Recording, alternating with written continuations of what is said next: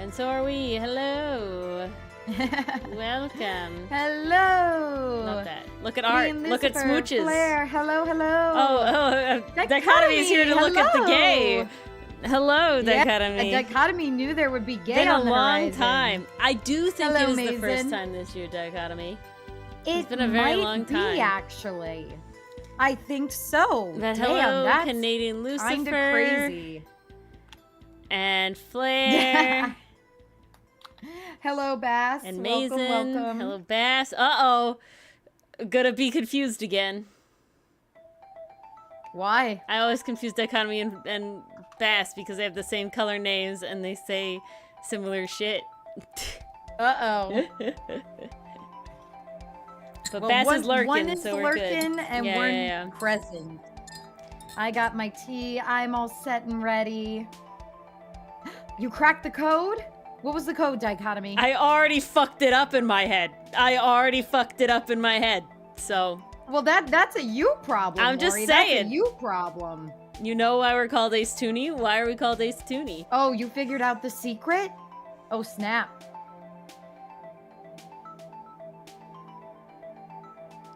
And the other And has the other has Toonies. two knees. Oof, you're on the right you track. figured us out. You're on the You right track. figured us out. Somebody on our YouTube, like, commented on the, like, Valentine's Day post. And I have to remember exactly what they said because I'm like, I can't tell if they know who's who.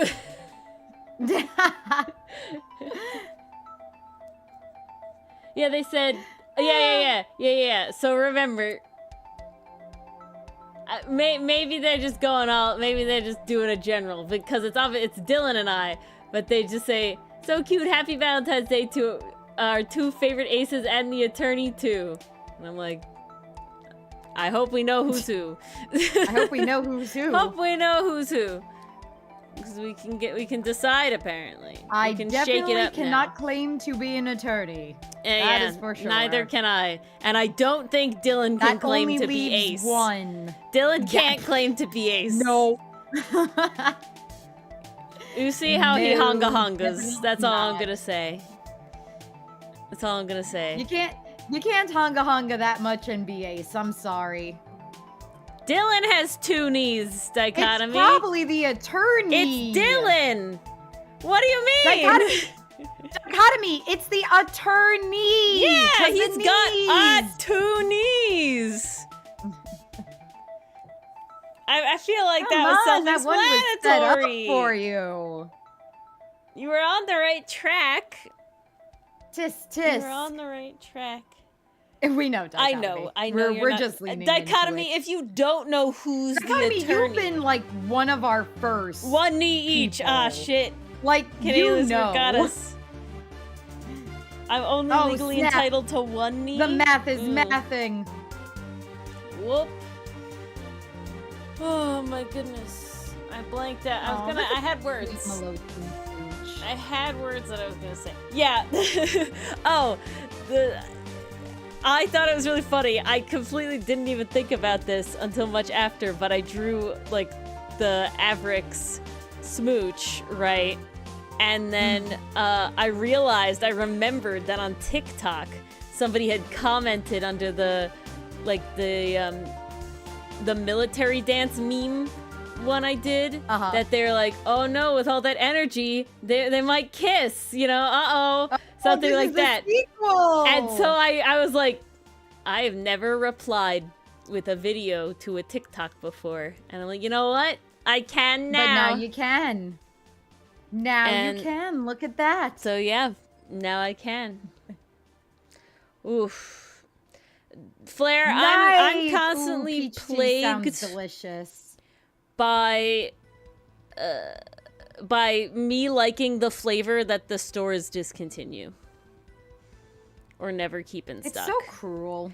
I love ranch Pringles, and they are the rarest ones to find sometimes out of like the main flavors. For like I'm talking like my entire life. There was a period of time when you could not find any ranch Pringles at all. My favorite Snapple flavor is a Snapple flavor that never actually made it public. Dichotomy, what was your white whale? What was the snack I'm slash so drink upset you about were that. always looking for that you could never find? I That's was how at a words work. fucking, like, festival, and Snapple had a stand where you could spin a wheel and get, like, a free Snapple, and I won a free Snapple, and they gave unreleased flavors. And that is my favorite Snapple I've ever had. And it does not exist. Like, you literally... Like, they don't have it. Like, even on the website. So sad. But Dichotomy, Ooh, the way you jalapeno phrase that makes it Pringles. sound like you Damn. healed. You lost the curse. Oh, the cherry Coke. Okay, at least you still have a Hello. way of getting them, though. Galaxia. Hi, Galaxia. Welcome, welcome. Dice only had it twice. Interesting. Ooh. Oof. I can't Melon relate to soda that one. also Can it... very Oh, rare. you know what?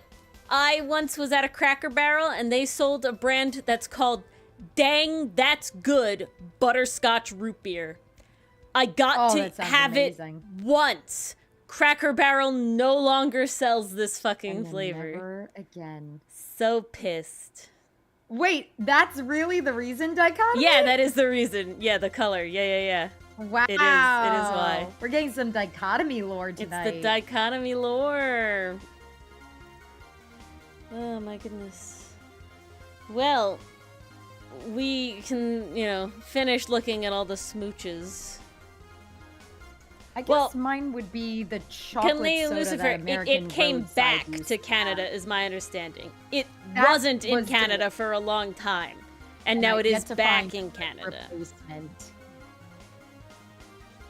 I Yeah, miss it's chocolate back soda. now. It's back now.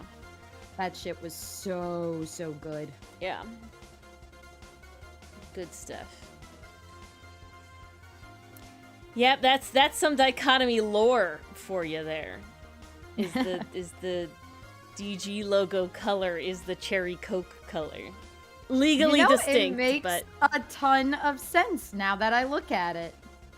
that's why you never felt the desert time, Canadian Lucifer, the dark ages of cherry Coke in Canada. No, I like you used to never be able to buy Fanta in any other flavors than orange. Obviously, like Fanta was orange and that was all you got. You can't And buy then- Flanta in a favor. Yeah, exactly. But then they fucking got those Coke, like, choose whatever the fuck you want machines instead of normal, like, soda things. And now you can get strawberry and raspberry and fruit punch Fanta. And life is good Ooh. again. The Pepsi one sucks, though. I don't care. I've been to one place that had the Pepsi machine instead of the Coke machine, and I'm sorry. Pepsi doesn't have as good options. No, I don't they mind don't. Crush, but like the options aren't as good. Options aren't as good. But I will be back, Mars. I must finish the tea and entertain the masses, and then we'll do words of the day. Go get your tea. Guys, we have so many words of the days to catch up on.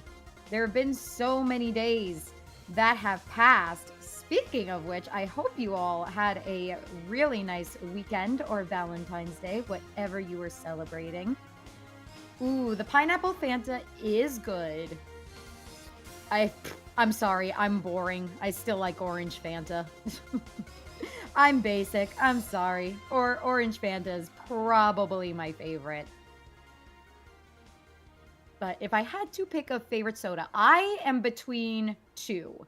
I'm between the chocolate soda that I mentioned earlier, which I have only ever found at a specific restaurant that we used to go to, and then that restaurant went out of business, and I am very sad because that chocolate soda was so good. And it was always a special treat. Like, we didn't have it very often. So when we went out to this restaurant, like, I would always get the chocolate soda. And so would my mom. And it was so good. I have not found a good replacement. The other day, my dad comes home and he's like, Mars, I have this chocolate flavored seltzer water. And I'm like, that's not the same. And also, it tastes really bad. Can't do it. So I've yet to find a good enough replacement. But then the other one I really like is birch beer. And that one has a little childhood memory attached to it because a couple of towns over, there's a little historical village that doubles as a museum. And my family actually used to go to that one quite a bit when I was younger. And one of the super fun things about was they had all these old-timey houses. Hello, Pastry. Welcome, welcome. Oh, Pastry, you are friggin' booking through Cinderella Boy. I thought I was caught up, and that nope, you're just blasting past. Am I gonna have to binge tonight? I'm gonna have to binge tonight. I see it every now and then, Dichotomy, but I don't see it enough. I see root beer and cream soda. That is it. I don't find birch beer very often. But what was super fun about it at this little museum / village is you could go to the general store and it was really cute. They had old-timey candies there that you could buy. And, you know, you go up to the bar and they'd give the kids a serving of birch beer. And that was always just a fun little special memory because we'd always get that every time we went to that little village. It was really cute. But if they do have it, I have not found it out in the wild. Maybe I need to check more grocery stores. Damn. You're lucky, Dichotomy. You got lucky then. Same We can brand get as birch beer pretty often, but it's most reliable at festivals and shit. Like, yeah, that I sort would of say thing. so. Mars, can you tell me what restaurant you're talking about? I'm so curious. Oh, the restaurant with the chocolate soda? Yeah. Yeah, I'll DM to you. I'm just so curious now. But I know what place, the place you're talking about, for me that was the candy, the stick candy. You couldn't get that anywhere else. Good. Except they had that place. All these different flavors. Yeah, such good flavors. So delicious. My dad always got the licorice one. I that's how I was introduced to the root beer candy because they had that there. And then they had the root beer barrels at the candy shop in town. And then the root beer barrels changed. They're different. They're not the same. Yeah. That was so sad when they made that change. I was like, this doesn't taste like childhood anymore. Yeah. How dare you? Yep. So Dichotomy, you can actually sad. get birch beer more reliably in kosher delis. I don't know why. It's the brand. Same with celery soda and grape soda. There's a specific brand. Really? Yeah. Go to the Jewish deli. Trying to give you any directions without obviously saying This is anything. what I got to do, you guys. I got to go to more grocery stores. Well, there's a kosher deli in your town. It's down. Instead of going to Target, you go right past that place, and I there's think a I little know the place one there, you're and there's talking like about. the bank there and everything, and like there's a Carvel over there too. The farther Carvel. That's where I went when I got lost trying to find the bus stop. Yeah, there's a kosher deli in there, and they sell a brand of soda that has like celery soda and a bunch of other stuff, but they have birch beer as well, and like grape soda and that sort of thing. I mean, it's definitely the nostalgia bass, but also it just tasted good. It was candy. You can't screw up candy. Interesting. It's really hard to mess up candy. I never had their chocolate soda. It's like the only chocolate soda I could find. That was actually like good. Good. Yeah. Like it actually tasted like you were drinking bubbly chocolate. but not in a bad way. Flair, we have a witch store in our town. Like, it's categorically a witch store. Like it's inconspicuous enough where it seems like it's kind of like a fun gift shop because of the area that it's in. But if you know about witchcraft, you know it is a witch store. And it's lovely to go. Great place. Got everything. Wait, what? Okay, now I need you to DM me. What store are you thinking of? I think we've been there before, but we I have wanna be definitely been sure. there before. It's in town. Okay, I'm fairly certain I know the one you're talking about. That's the one where we bought the bracelets, right? Yeah, that's the one. Yeah. That's It the is one where we bought the bracelets. categorically a witch store. Like, Yes. like Oh, when you know 100%. about witchcraft. Crazy. Yeah, what does invisible What does taste like invisible that? taste like that? But all right, let's do words of the day. Yes. We have let's to go back a beat little AI bit. and broaden our brains. Friday was that we gray definitely matter? know this word. And it's a good word that we honestly should use in Outcast, probably. Oh ho. Yes, let me But we already got dwarf. I'd love to see what else we can add. Let me get first word.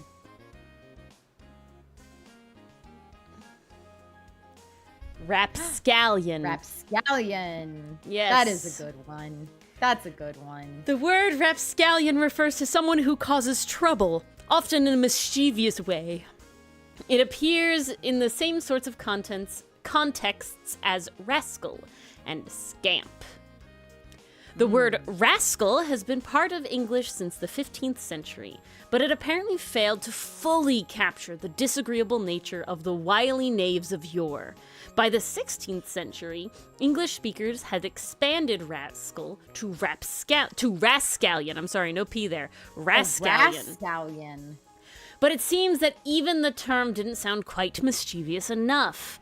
Eventually, rascallion was further altered, resulting in the snappier, plosive-enhanced rapscallion. And, although rapscallion has zero connection with scallion, it does add a figuratively spicy kick to one's speech, not unlike chaw bacon and other cheeky insults. Well, rabbit hole down we go. Yeah, what the hell is chaw bacon? Okay, so it's cho bacon. Chaw bacon. Cho bacon. Chaw bacon. Sorry, I read Chaw the thing wrong. Chaw bacon. Chaw bacon? A bumpkin or a hick. Chaw Wow. is an alteration of chew that is still used in some English dialects, especially in rural areas. Cured pork or bacon was a staple of some rural folks' diets in the past. Since the 16th century, chaw has been combined with bacon to create a ludicrous name for an uncultured yokel.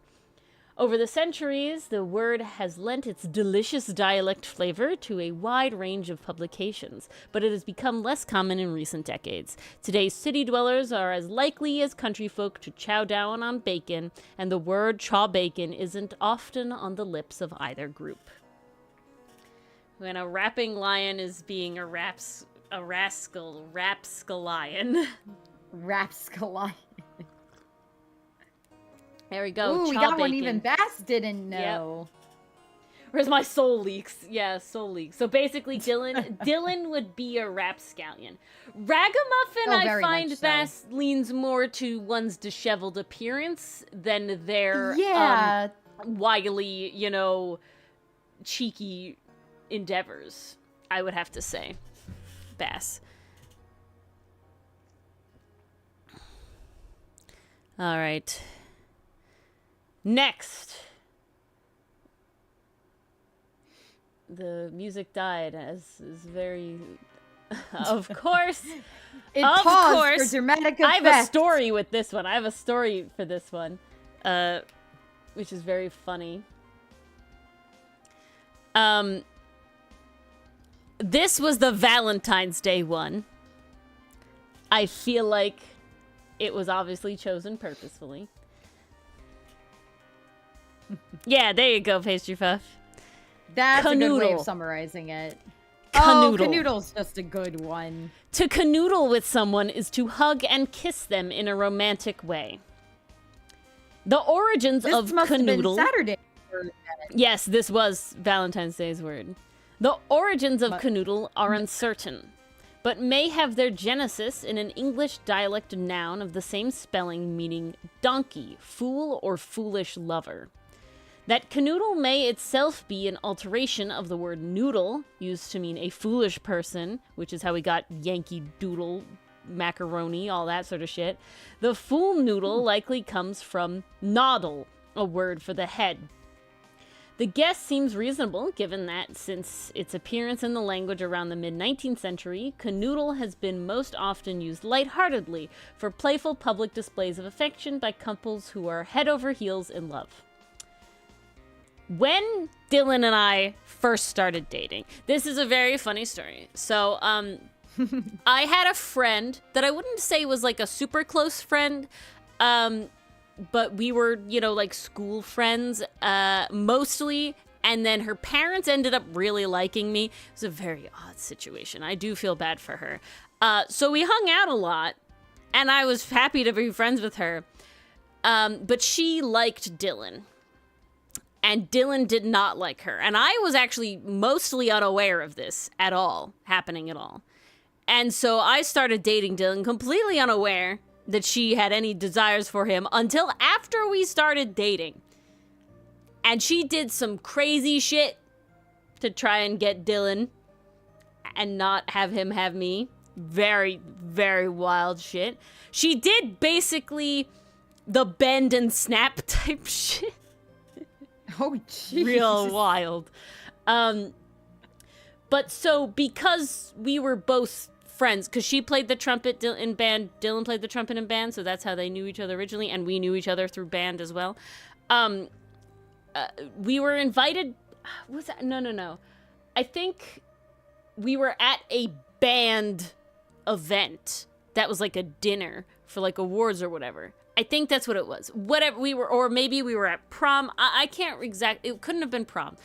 It was something because it was like early on, and it was something where we were at some sort of like formal dinner, with her and a bunch of other people. It wasn't just Dylan, her, and I. It was like a bunch of people. Not like, and it wasn't a group date. Dylan, she didn't start dating, did she? Huh? No. It wasn't like a double date or anything. It was like an event. I can't remember if it was someone's birth, like Sweet 16, or it was like, that's what I say, like prom, like a gala dinner, like something like that type of vibe. I can't remember exactly what it was. And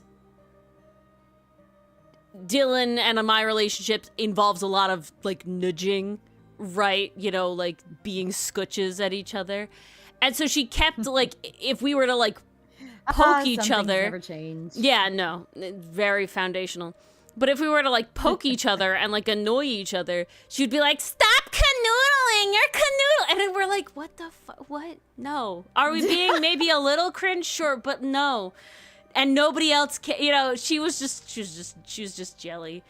She was just real jelly.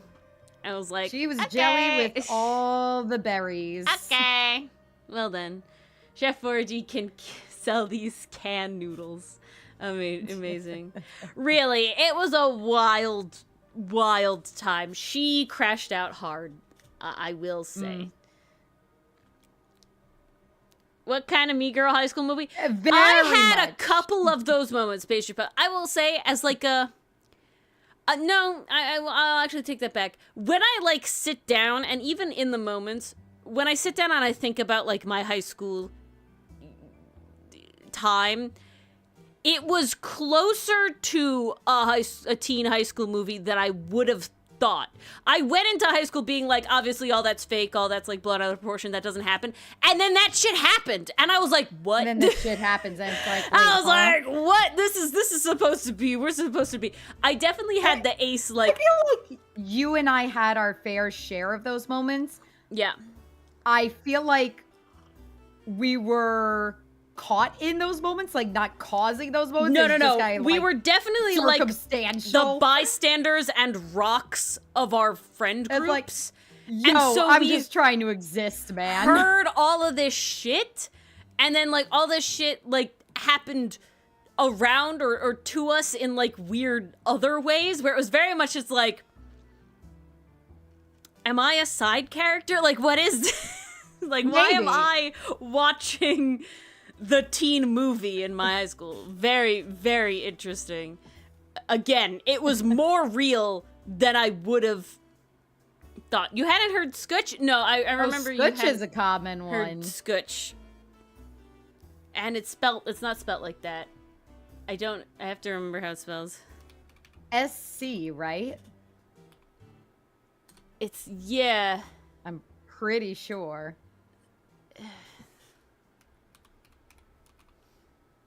Research. Yeah, I'm Down trying the to... rabbit hole. Nope, this is not what it is.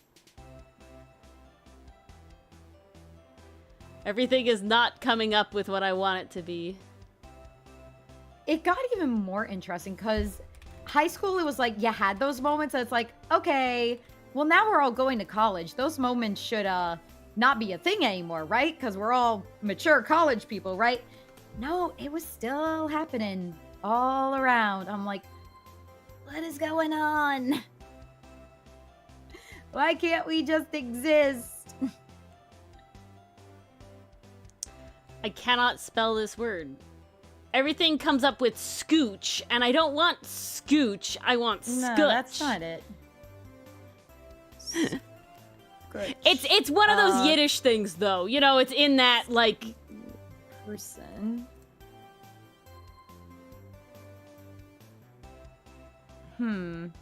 Everything keeps being scooch, and that's not it.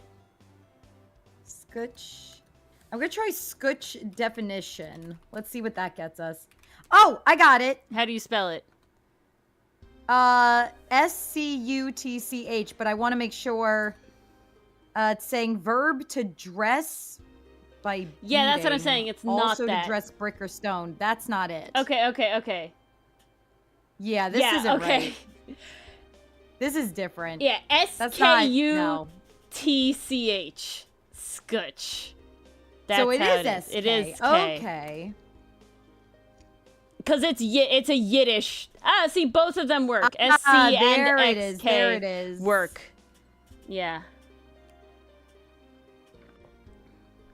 To bother or annoy. Yeah, it's there it is. It's Italian American slang, which because a lot of Italian and Jewish people were in coming New York. from the word. It kind of smooshes Oh, I really hope together. I'm saying this right. Coming from the Italian word scocciare. Yeah, Italian American. Scocciare. Scocciare. There we go. It would be scocchiare. Scocchiare. Yeah. Scocchiare. The pronunciation they're SCOCCIARE. giving me is in the middle. They're emphasizing the CHA, so I thought it was cha. That might be the Italian American shit happening.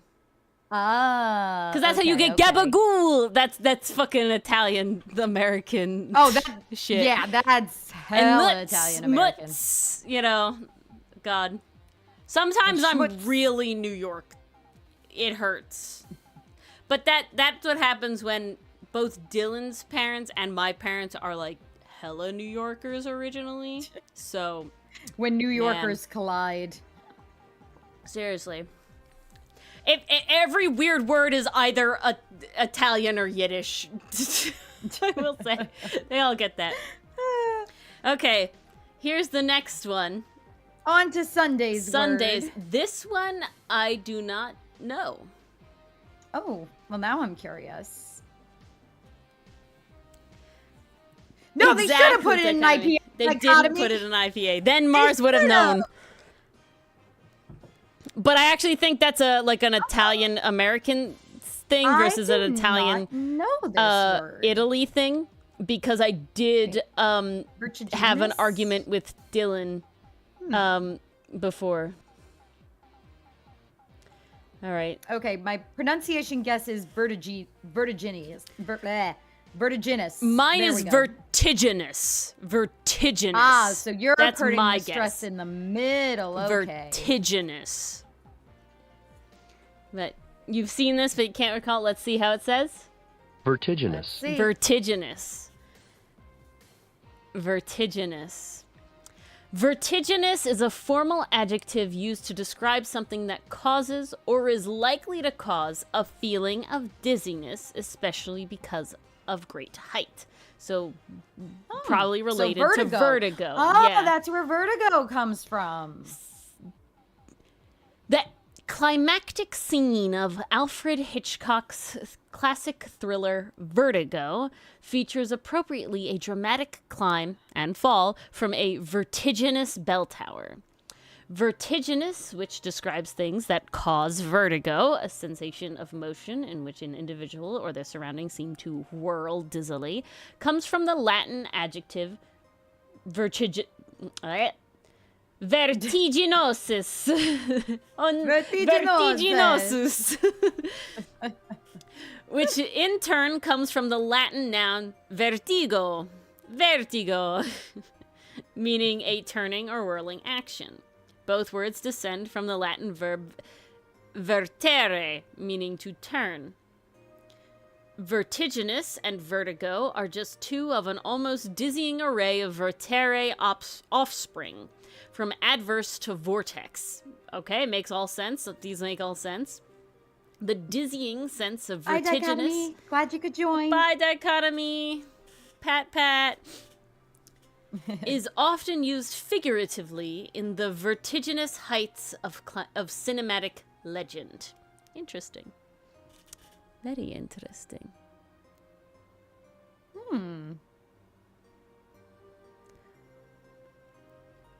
Okay, because as soon as we talked about like height and being at a high place, like, oh, that makes sense. Yes, vertigo, it works, clicked. but I'd never had that one. Vertiginous. Vertiginous. I can see. I like it. I can see the treehouse's tree is certainly a vertiginous structure, at least to Hudson. Oh, very vertiginous to him. All right. The garden would have been vertiginous, but he was too captivated by that sunset. Too captivated. Captivated. Bleh. Captivated. There you go. Captivated. All right. I think we know this word. Prerogative. Prerogative, which is a word that I hate how it's spelled. Yeah, it does look like prerogative. Prerogative. Hello, See, Allie. it says it in the thing, in the pronunciation. And Allie arrives. Perfectly balanced as all things should be. See, in the thing, it says Prerogative. prerogative. Prerogative. The pronunciation guide is telling me it's prerogative. So is the little spelling, prerogative. Interesting. I would not say that. I wouldn't either. I would always say prerogative and fuck the first I would R. say prerogative too. And I know that because the spelling is stupid. Prerogative, Yeah, as now I'm going to pronounce we have it. silent R's apparently. Yeah, it's okay. I'm looking up prerogative to make sure I'm not trying to fuck up two things. It's prerogative. We are thinking of the right on word, the right? on the Google it tells me prerogative. Prerogative. Prerogative. The R is in the little parentheses of the first R. I'll send you the little thingy. I think this is the IPA thing. Oh, let's see. That's the Google Okay. one. Yes. So that what was we got prerogative. is prerogative. Yeah, right. Prerogative. Yeah. The R in parentheses is a suggestion. Yeah. I don't so know both why are right. words are that way. Both but are right. yes. I'm saying prerogative. It's stupid based on how it spells, prerogative. but That's how I have prerogative always sounds heard dumb. that word. I dislike it. Prerogative sounds bad. Yeah, it doesn't sounds bad. flow. So, prerogative means right or privilege, and especially refers to a special right or privilege that some people have. In ancient Rome, voting at legal assemblies was done by group, with the majority in a group determining the vote. The word for the group chosen to vote first on an issue was prerogativa. Something like that. A noun rooted in the Latin verb rogare, to ask. To ask an assembly for a decision. When English adopted prerogative from Latin via Anglo-French in the 15th century, it took only the idea of the privilege the ancient Roman voting group enjoyed. The English word referred then, as it also does now, to an exclusive or special right, power, or privilege. Often, such a prerogative is tied to an office, official body, or nation. But as Bobby Brown reminded us in his 1988 song, My Prerogative, the right to live as you like can also be referred to as a prerogative. Hello, Comfort.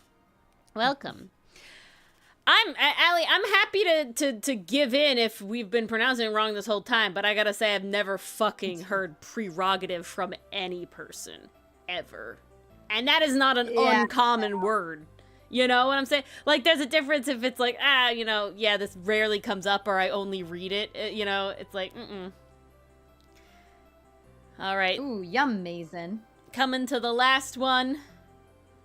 We're catching up. Today's it's Tuesday's word. I think most know this one as well. Abdicate. Abdicate. Abdicate. Abdicate. I'm pretty sure we've even used this one during Ace Attorney nights. Probably. It is a very law-filled word. It's a law vibe word, you know? It's a really law vibe word. And I wonder if it's related. Let's see. Let's find out. Abdicate usually means to renounce a position of power, such as a throne, high office, dignity, or function. It can also mean to fail to do what is required by a duty or responsibility. Back up. Give it up for abdicate, a word powerful enough to undo a coronation. If you need a term to describe formally throwing in the towel, this one should prove, perhaps ironically, a royal success. Coming from the Latin verb abdicare, to resign, renounce, or withdraw, which traces back to the verb dicere, meaning to speak or state. Abdicate is used primarily for those who give up sovereign power or evade a very serious responsibility. English has dicere to thank for a variety of other words, among them dictate, contradict, prediction, and the crown jewel of them all, dictionary. There you go. Interesting. Yeah, we need them to fucking abdicate. We need them to abdicate the fuck away. We need them to abdicate. They never will. The problem is the human condition makes people not wish to abdicate. Yeah. It does. It really does. Did we miss words? Did we? I thought we did Saturday through, Yeah, but we never did a word on Friday. Did we miss word? Because now I'm looking at tabula rasa and endemic. I don't think we did those words. Tabula rasa? Yeah, okay, more words. Sorry. We apparently missed a couple days, and I need to know what the fuck tabula rasa is. I guess because on Thursday we were focused on getting the other thing done. Hello, Lucy. Yeah, maybe that's Friday, what it was. Prioritized AA, I know we didn't do it on Friday. I don't know tabula rasa. In general use... what is a tabula rasa? Tabula rasa refers to something existing in an original pristine state. In philosophy, tabula rasa refers to the mind in its hypothetical primary blank or empty state before receiving outside impressions. Philosophers have been arguing that babies are born with minds that are essentially blank slates since the days of Aristotle. Later, some psychologists took up this position as well. English speakers have called that initial state of mental emptiness tabula rasa. No, they apparently fucking have not. A term taken from a Latin phrase. I would have called it a blank fucking slate. What do you mean? Yeah, what the hell? A term taken from a Latin phrase that translates to as smooth or erased tablet. It's literally just a blank slate. It is literally just the Latin-y version of blank slate. Like, that's literally what we're saying right here. Since the 16th century... literally translates to clear slate. Yeah. But it wasn't until British philosopher John Locke championed the concept in his essay concerning human understanding in 1690 that the term gained widespread popularity in our language. In later years, a figurative sense of the term emerged, referring to something that exists in an original state and has yet to be altered by outside forces. Okay, this seems like an academic-y word. Yeah, exactly, Pastry. Mm-hmm. It seems like an academic-y word that the smart Alex, when they write fucking papers, would rather use instead of just saying the normie word, blank slate. Instead of saying blank slate. Yeah, blank I slate am not going to replace that. Us everyday people.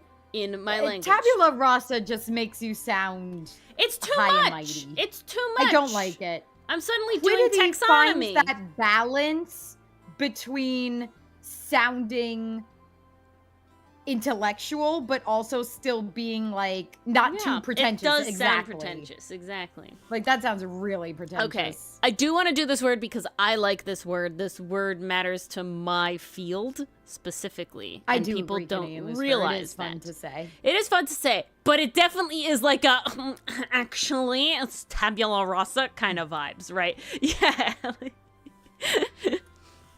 So this is endemic.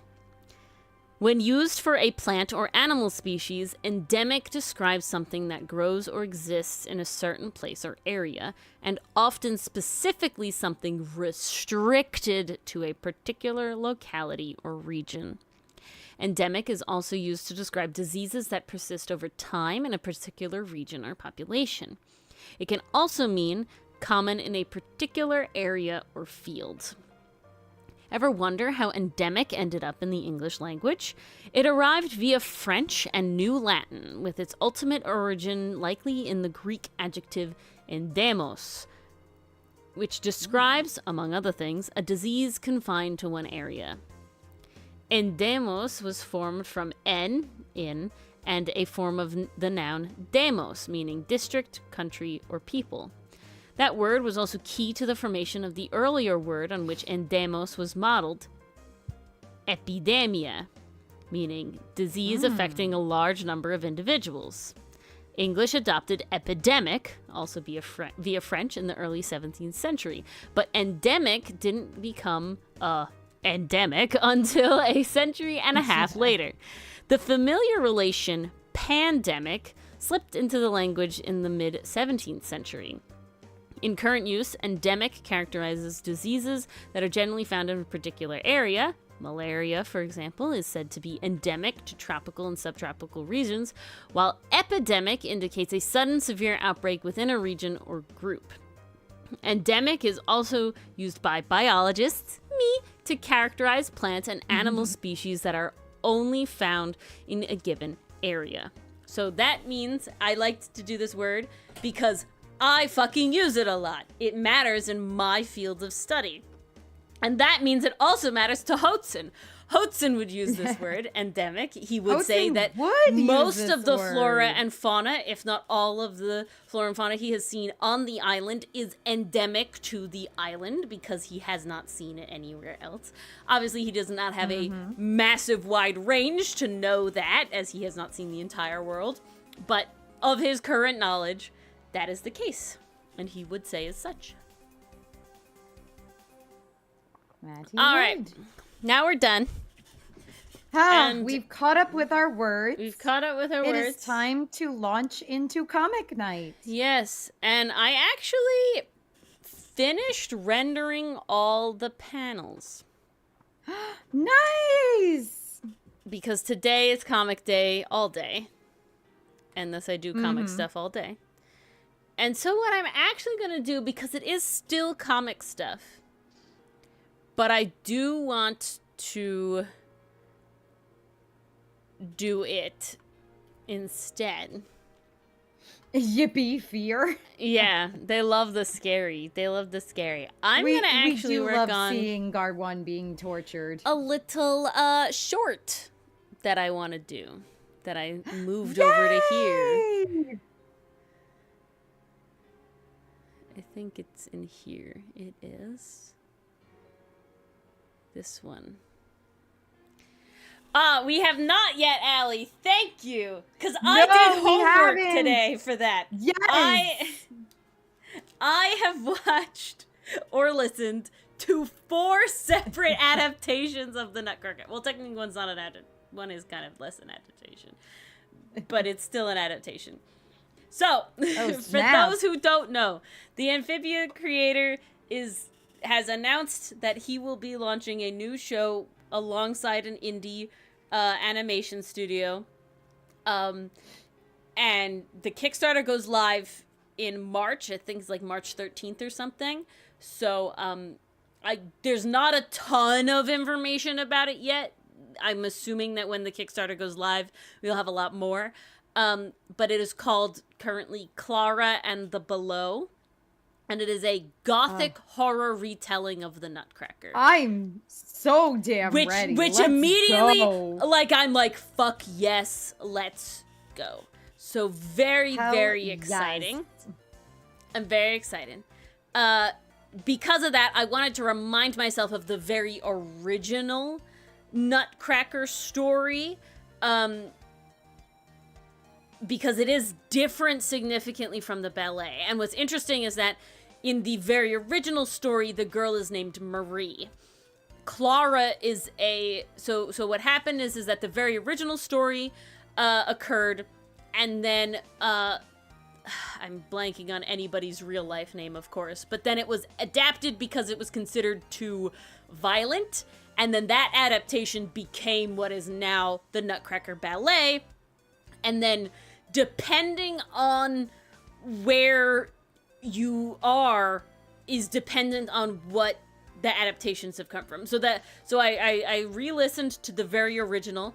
I will say the original and the ballet have very heavily similar vibes of like Dorothy and the Wizard of Oz or Alice in Wonderland, where it's this very like, is it a dream? Is it not? We're seeing the people in real life now, like certain things happen where it's like, oh, was this all a dream and I'm like imagining it, or was it actually real? But it's also kind of blurring the lines between reality and dream with the overlapping characters. It kind of gives a little bit what Over the Garden Wall did, but with that kind of very extra surreal level, where it's kind of like, shit happens and shit still exists in a way where, like, the only way is that could be real, like the bell and the frog, right? But, like, it's also, like, constantly we're waking up and we're back home, kind of vibes, where it's like, oh, we wake up and we're home, and it's like, so did those events happen? But we see the physical damage from those events happening and all this sort of stuff. So it's a very interesting thing. The original is quite problematic in the fact that a 8-year-old marries a 30-year-old, and that's its own thing. But no other telling they changed that. does that. Yeah, no other telling does that. Yikes. So the other tellings that I watched today, again, were Barbie and the Nutcracker, which is, of course, a childhood one. Yeah. So I'll get to that in a second. That one's a classic. Today I also watched, because I hadn't heard about it, for good reason, it was bad. Disney made a Nutcracker adaptation film in like 2018 called The Nutcracker and the Four Kingdoms or something like that. It was bad. It was bad. It was bad. It was really awful. I will say the Barbie movie has its merits in a separate way. I will say by far the worst one is the fucking Disney one. I really boring, really bland, fucking falls into the classic, like a lot of modern movies have no color. And it's like, why? We're in the fucking Candy Kingdom. It's literally why is it a Candy like Land ballet. Like a why does dull everything dress. look so boring and sad? Also, I gotta say, I watched this man on the internet, okay, and his whole fucking thing is he sources and makes his own historic clothing. okay? With the entire goal to be as accurate as possible. I sent you him. He's great, okay? Yes. And his whole goal is to be as historically accurate as possible, so he is very well versed in actual historic clothing. He's very well researched. Very well researched. The fucking color that they get in these clothings from period wear. I'm talking vibrant yellows. Of course, who doesn't fucking know about arsenic green? And while his green is not made from arsenic because that's harmful to you, but like, fuck, you know, like, why do we make the rich people in history dull? Rich people in history are fucking peacock shit. Yeah. Wild shit. Oh, they had all the colors. They had all the feathers. Like, they were hoarding the colors. Boring. They were hoarding the colors. So you had money to spare. Yeah, exactly. So, irks me. Really didn't like the movie. It wasn't even as visually pleasing as the cover led me to believe it would be. I went into it knowing that the story would probably be bad, but I had hoped the costuming would be nice. The one costume I liked is that Clara in that gets a Nutcracker style like uniform, and honestly, that hit. She slayed. That hit. Yeah, seriously, Bass. And then I also watched the Warner Brothers The Nutcracker Prince, which is by far the most originally accurate. I will say, it is very accurate to the original.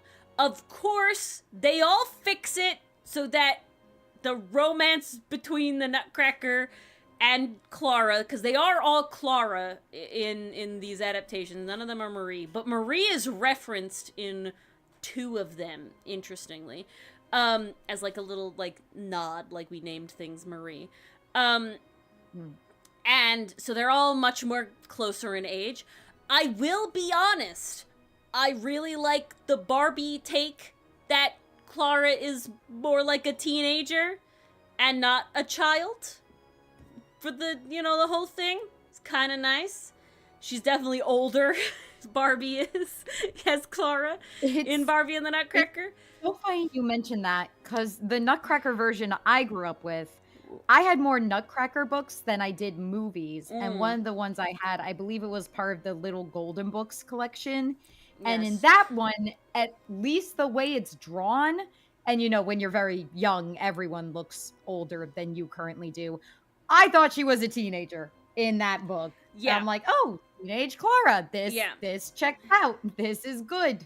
Ooh, what are we character designing about? What character design beef are we beefing about, Comfort? Please go on. Please, yap about the character design. And so that is the one thing we don't know. I have seen Clara for Clara and the Below, and she is young, but she gives that Alice in Wonderland vibe, which I'm okay with, and the way that the story goes is I don't think it'll be a problem.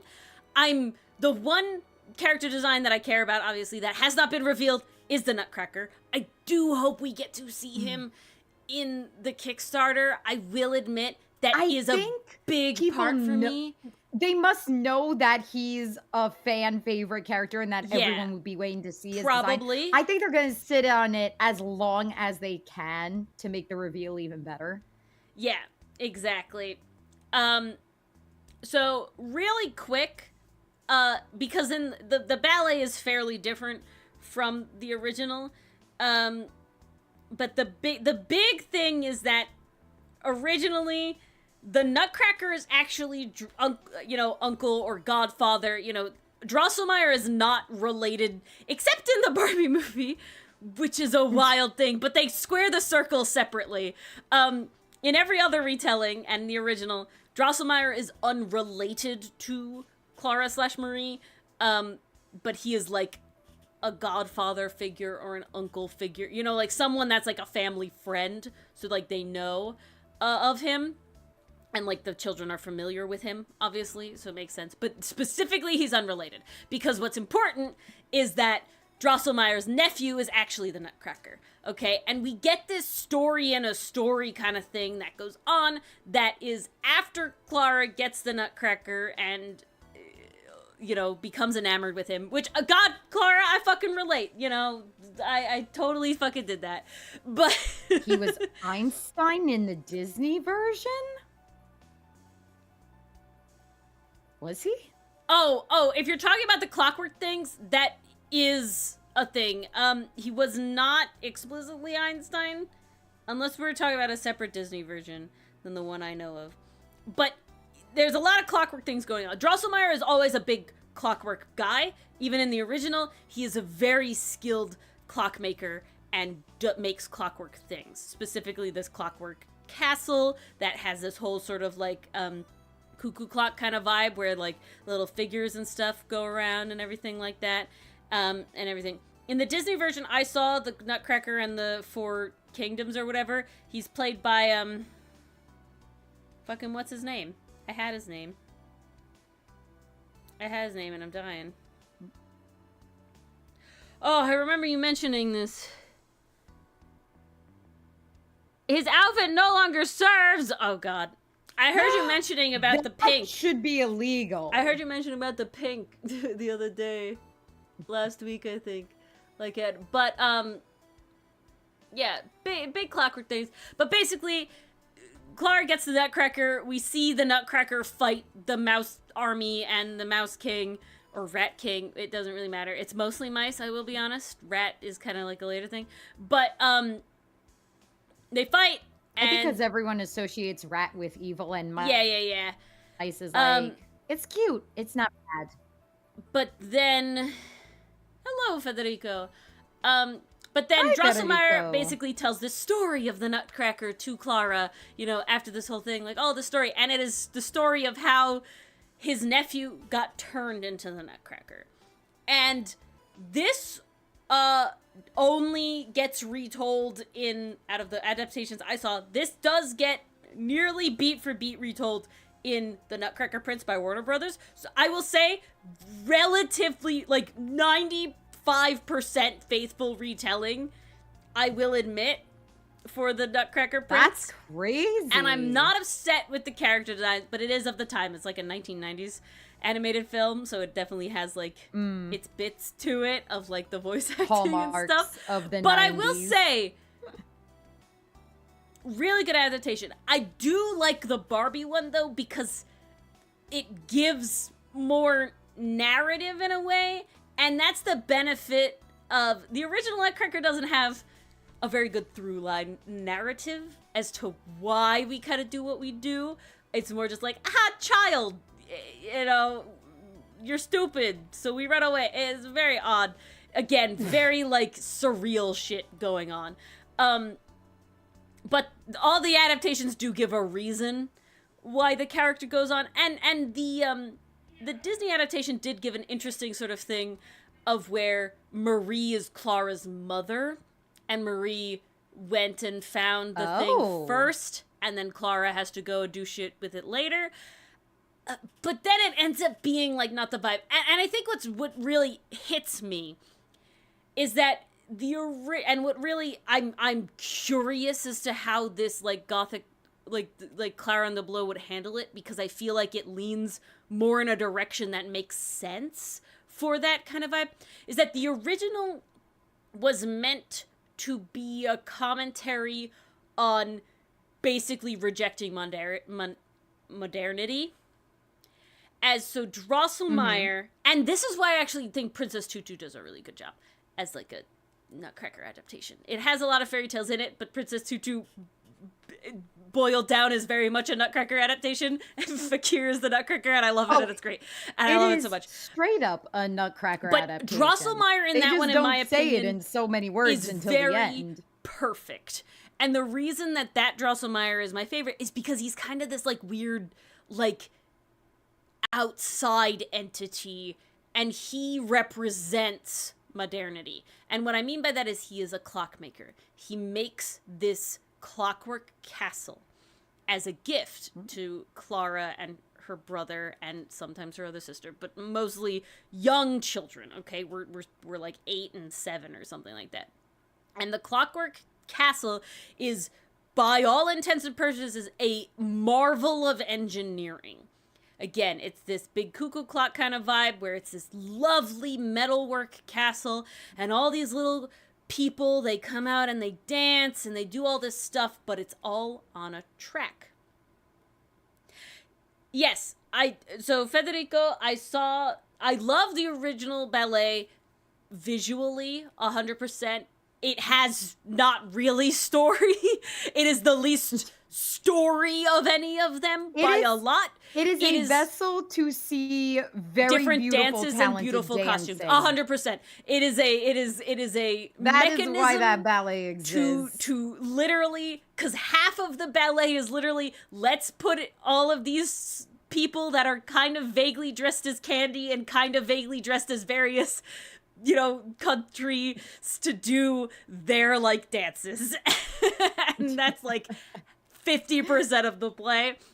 And, well, that's why it's interesting to see where movies and shows go to actually bring some plot to the original play. Yeah, and I think it needs it 100%. I do think that the original, hello, Shiro. The rest hello, of it. Shiro. I do think that plot is needed in an adaptation, and thus I do think, like, well, the Barbie movie is definitely a Barbie movie, if that makes any sense. Like, it definitely is old and of the time and kind of, like, really basic and watered down. Narrative is not beautifully great. But as, like, a bare bones done. It does what it needs to do. As a bare bones thing, it does give a reason as to why we go to the Kingdom. It does give a reason as to why the Nutcracker's fighting the Rat King. They try to give Barbie a little bit of an arc, if I remember correctly. Yeah, so, like, they try. It has its moments. They try. And I do enjoy it.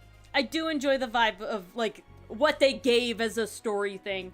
In the Bones, they switch up them things kind of odd, I guess, to maybe try and get people to understand why Drosselmeyer's here, but honestly, Drosselmeyer does very little Drosselmeyering, and they make a woman Drosselmeyer as well, like, she's related, she's like their aunt and everything, so they share the same last name, Drosselmeyer, but it's like, none of them do the Drosselmeyer thing. Okay, it's definitely about the that Nutcracker. I completely forgot. It's definitely about the Nutcracker, in the Barbie movie, versus the other adaptations have very different vibes. I will say the Disney one, the Disney live action. Adaptations flip-flop. Some decides to make it about Clara, other decides to make it about the Nutcracker. The Disney adaptation makes it completely different as to why she's here doing what she's doing. There is we do get motivation as to why she's gone here, but I really dislike that the Nutcracker is really not, like, a major part of it. He's there, of course he is, but it makes no sense why he's there. He really doesn't matter. Hello, Soup. We're talking about the Nutcracker. Hello, Soup. Oh my goodness, so many tonight. I'm gonna finish up. I'm gonna finish up because I could go on and on and on, and maybe one day this can be a constellation things when hopefully Clara and the Blow comes out, because I really do want to see a lot of stuff. Oh. But just knowing it came from the same guy who did Amphibia, I'm very excited. But the very biggest thing is that the original is meant to be a rejection of modernity. Again, we have these, Drosselmeyer makes this clockwork people, and they're all on this track. And so the kids are enamored by it originally, but then they go, oh, can we make the soldiers fight? Can we make the swans fly away? Can we do whatever? And Drosselmeyer's like, fuck no, we can't. They're fucking on a track. What do you not understand? This is not for children. And the parents are like, you made a kid's toy? Like, I don't understand what's going on here. And so obviously the children, like, walk away. And Drosselmeyer's like, these stupid fucking kids. How dare they not understand the intricacies of clockwork? And then Clara ends up coming with the Nutcracker and running away, basically, to the Candy Kingdom. And at the time when the original Nutcracker story was written is when this sort of thing was coming out, that, like, the Industrial Revolution, like moving into this modernity and this, machine sort of driven thing. And so what none of the Nutcracker adaptations get that right. I find they focus a lot on the clockwork as like a cool thing when it's not meant to be that way. Like, it very much feels like they kind of end up missing the point. They always treat it like the aesthetic. And like it's a fun aesthetic, but it's it a very doesn't fun aesthetic. help hammer in the point of the I will say, themes, you know? The Barbie movie completely throws the clockwork thing out the window, and I think that works best for it. Because it makes, like, we're not even referencing clockwork shit, we're not even doing whatever. Versus the Disney live-action adaptation makes it a very integral part and tries to make it that Clara's special because she is this tinkerer, like, imagination thing, and it's, like, best friends with Drosselmeyer and all this stuff because they share this thing, and her mother was smart like this too, and she did, and it's like, no! The point is that's bad. And so what I actually think... That's not the point! And then again, they kind of do it in the Nutcracker Prince Warner Brothers animated adaptation, is that they still do have like this, like, Drosselmeyer is kind of like this good magical guy, and that's why I really like in Princess Tutu. Spoilers for Princess Tutu, okay, there is a level of spoilers here that I cannot get around to saying. It does not ruin the story in my opinion, but I'm putting it up here, 30 seconds, okay? Drosselmeyer is like the big, like, puppet master in Princess Tutu. And his whole thing is that he is making a story happen on the rails. Okay, he is in the clockwork of the world. And he is there forcing the story on its rails to progress. And the resolution of it is that our main characters fucking break the track that the story goes on. And so that to me hits the basic, like, the goal, the moral of the original Nutcracker really, really hard. And so it, like that's why I will say it's probably my favorite Nutcracker adaptation, just because it hits like, when you sit there and you think about it, it hits a lot of points in the Nutcracker story to be like, because Fakir is related to Drosselmeyer, all this sort of stuff, right? And it's just like, but it hits that, like, rejecting the path that you are forced to be on, and that is that is the original goal of the story of the Nutcracker. True to the original intention. Yeah, exactly. And it's very much you need to understand that in the context of the time, but that is what the story was originally.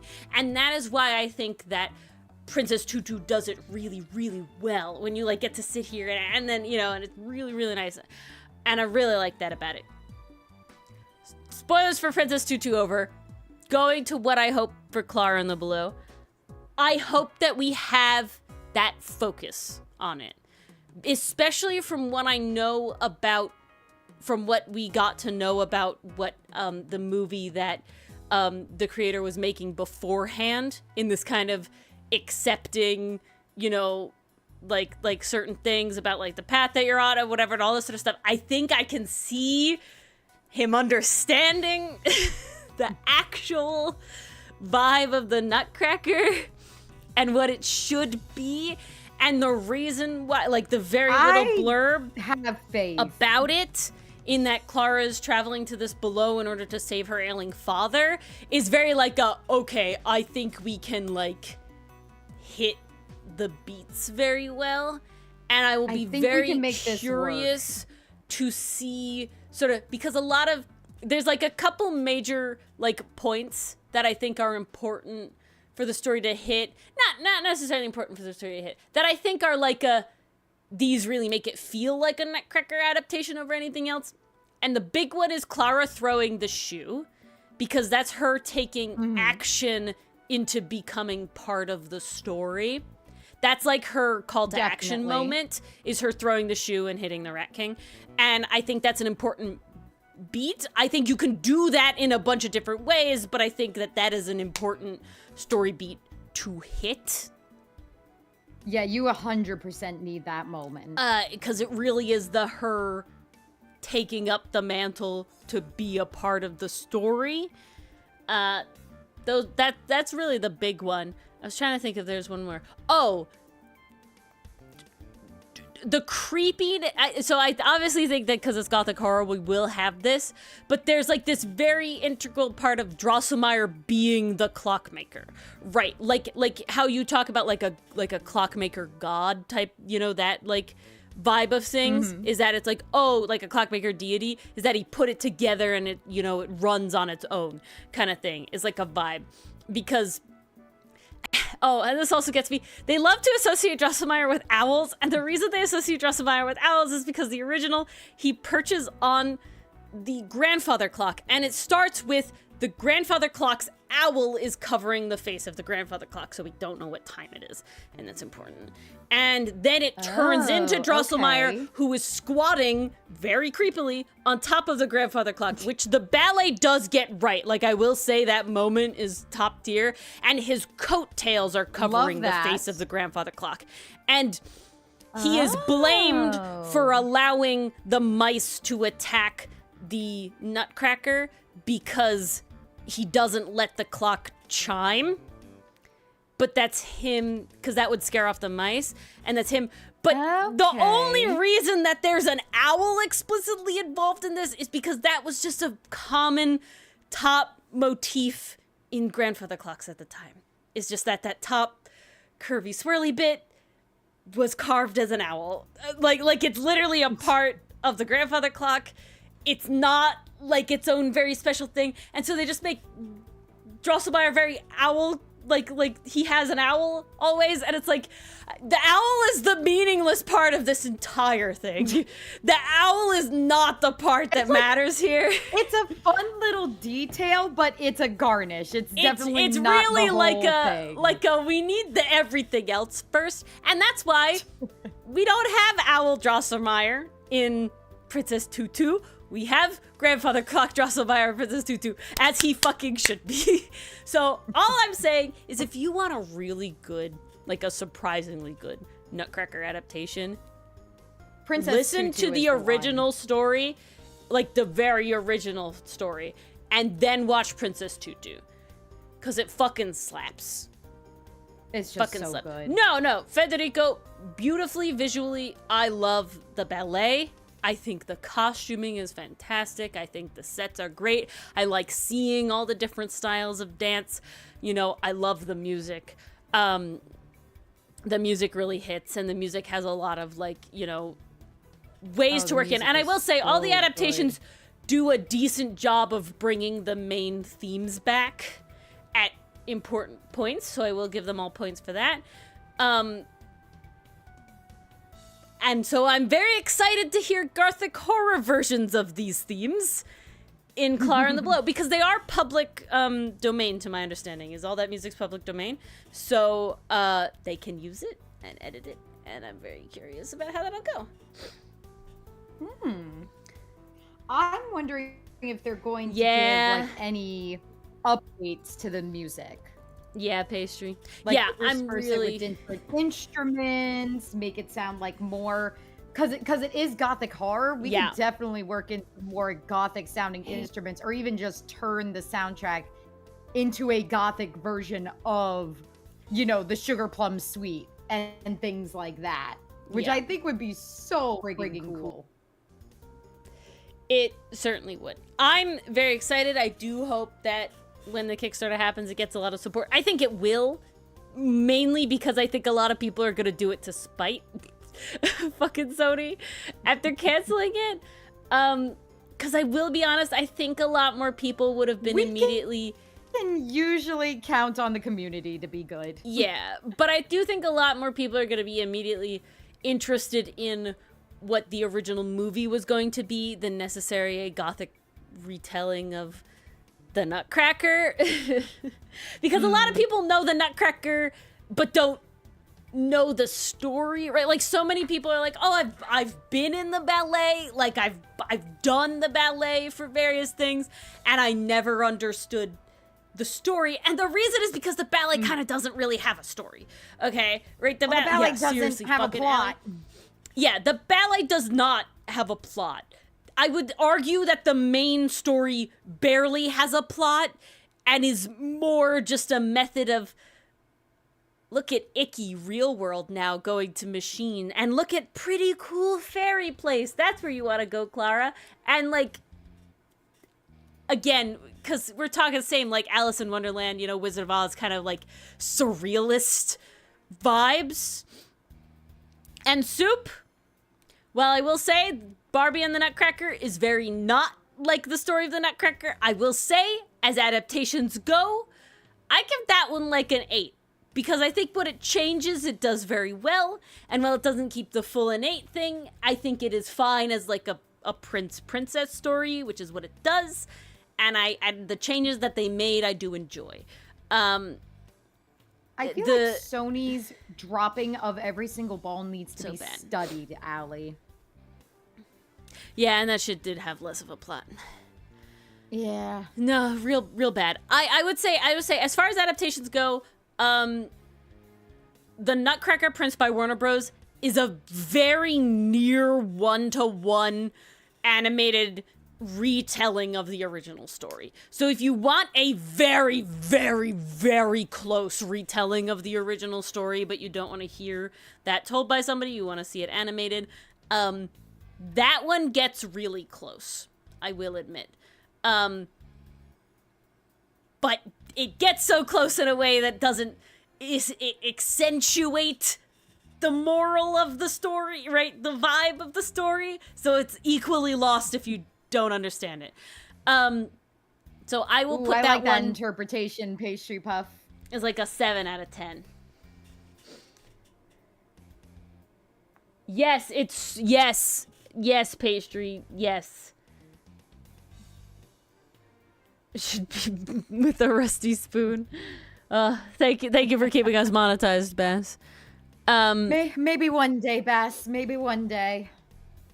And then you have, I would put, of course, Disney's live action Nutcracker and the Four Kingdoms as like a 1. It's barely. I gotta be honest, I totally forgot that one existed. Yeah, the live action one. It's barely. Yeah, like when I think of Nutcrackers, that is just not one that comes to mind. It's barely a retelling. It has the very vague veneer of the Nutcracker. Yes, Soup. Don't watch it. It's not worth the hour and 40 minutes that I spent my life on it. Thankfully, I did not solely do that sitting down and watch it. I was doing other shit. Because it's bad. It's very bad. It barely has any Nutcracker. I will give one thing. They have one line. They have one line that I think makes it think that somebody in the writing room knew the main thing, but they really didn't capitalize on it. And this one line is basically, okay, spoilers for the Disney live action Nutcracker movie. It's bad. Don't watch it. But here's spoilers anyway. Basically, there's the reason that the toys are alive is because Clara's mother was a clockwork genius, and she made a machine that could bring the toys to life. And the Sugar Plum Fairy is evil, and she's upset about being abandoned by Clara's mother, who has since passed away, but she left, and now Clara's here, and she's upset. And so she wanted the key that can operate the machine, because she wants to take over the kingdom so that nobody can leave and nobody can abandon her again, whatever, blah, blah, blah. It's really bad. It's not done very well.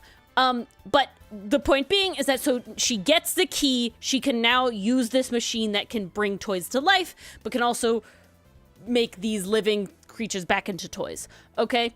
And her first thing that she does is she takes these tin soldiers and she goes to put them on the thing, and the Nutcracker goes, no, you can't do that to tin soldiers.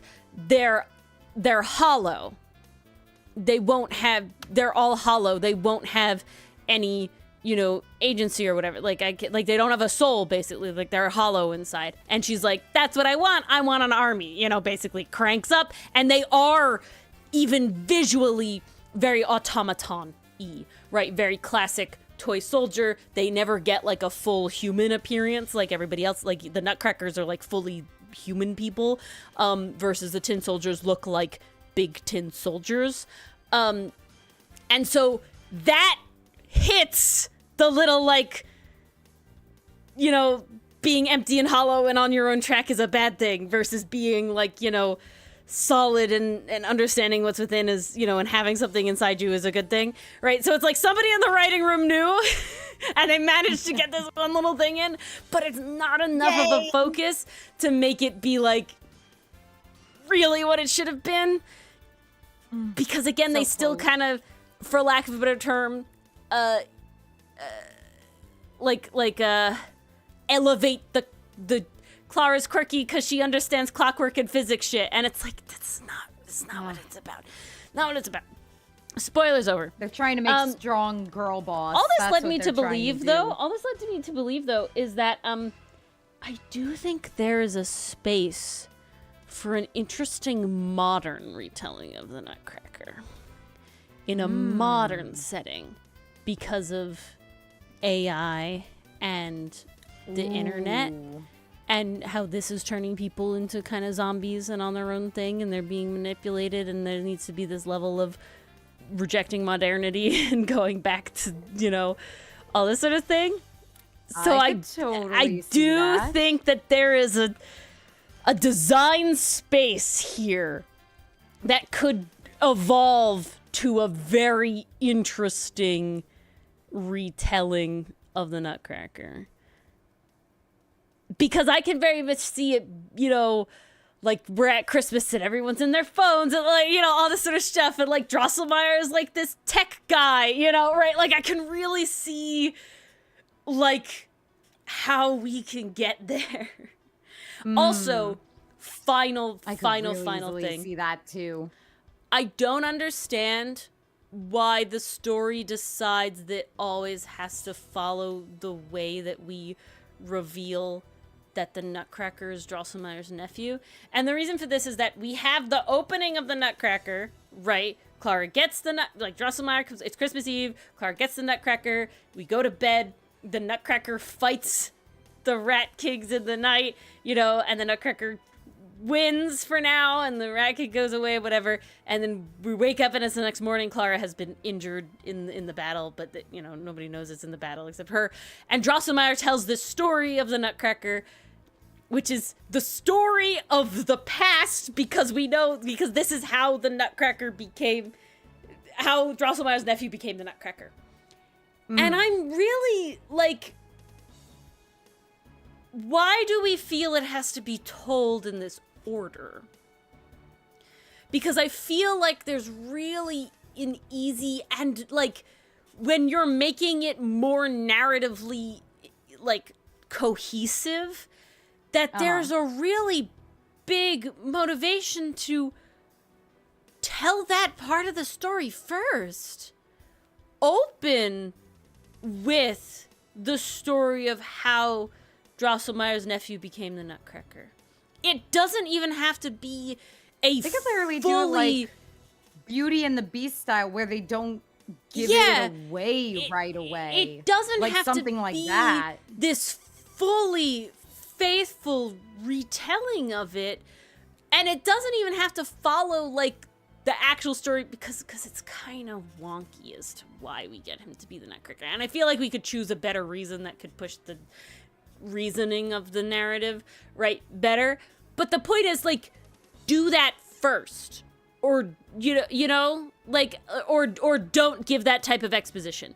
And that's what Barbie does, is it doesn't give that exposition. But it's just like we're getting a story and it's not done in the way that like The Princess Bride is done, where it's mostly the story and then like the out of story is like a fun little goof moments or something, right? Like it's like we fully take half of the runtime. Oh, I gotta look at my DMs. Half of the runtime to tell this other story that, to be honest, doesn't have a oh my god.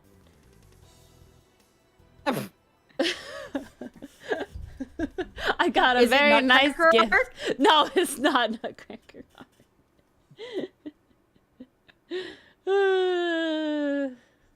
Oh, back to the AU land, Soup. Thank you, Soup. Ooh. Soup. Wait, share with the class. Okay, I'll share with you, class. Here you go, class. And we'll give Soup a little something back. Oh my gosh. Where's my thing? That's amazing, Soup.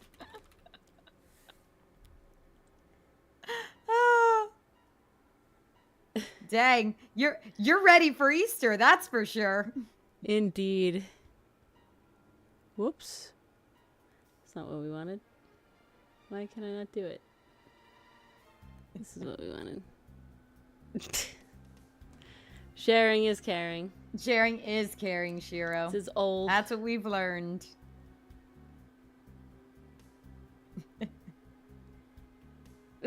we got a second. We got an accidental second because my thing did not tell me it was Clip Studio, but that's okay.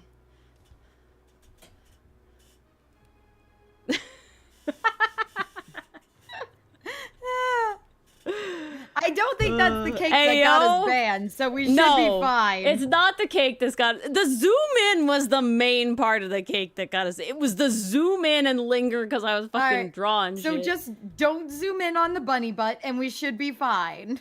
Yes. That boy to T-Pat, he's a normal lad.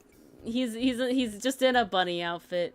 No, oh my god. Okay. There is something I will show. I have to find it though. Is it in the dichotomy art folder?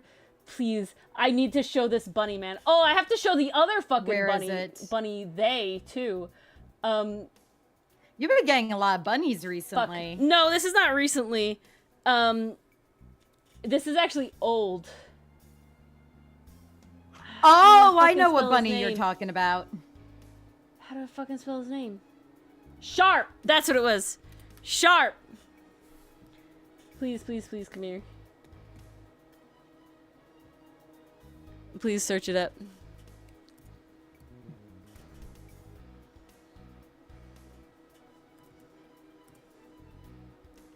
Oh, please load. Okay, it's gonna be terrible. Where do I find it? Okay, we'll go to the server. Sharp. It's in here somewhere.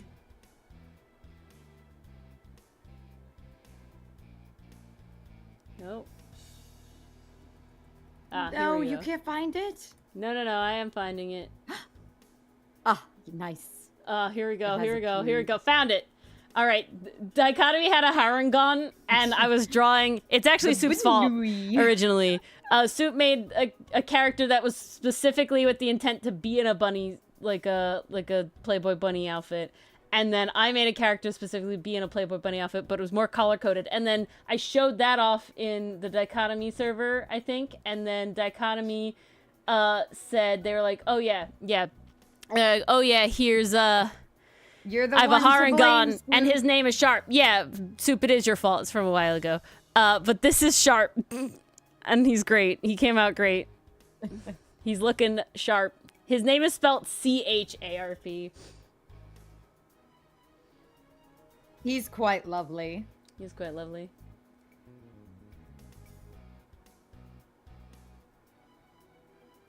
I'd be surprised if you guys didn't remember them. Yeah, you did.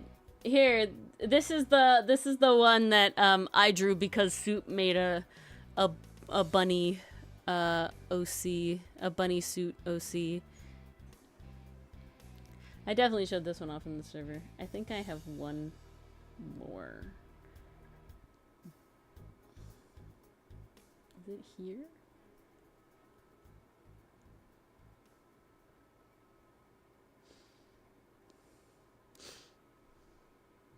More bun, yeah. I'm trying to remember where it is. I'm blanking on where it is. Oh no. All right.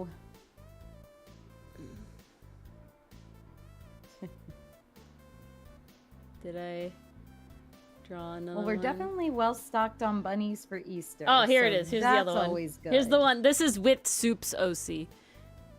There we go.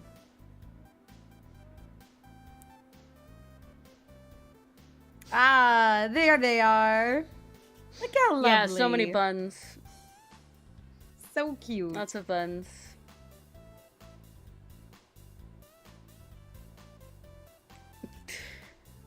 I know.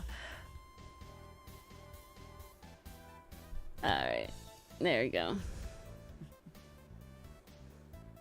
The twin pigtails are great. But yeah, Soup drew this character, and I was like, I have to be a part of things as well. And so I made this NB Bun They all and Bunny, worked in a coffee shop called the Rabbit Hole. which is beautiful.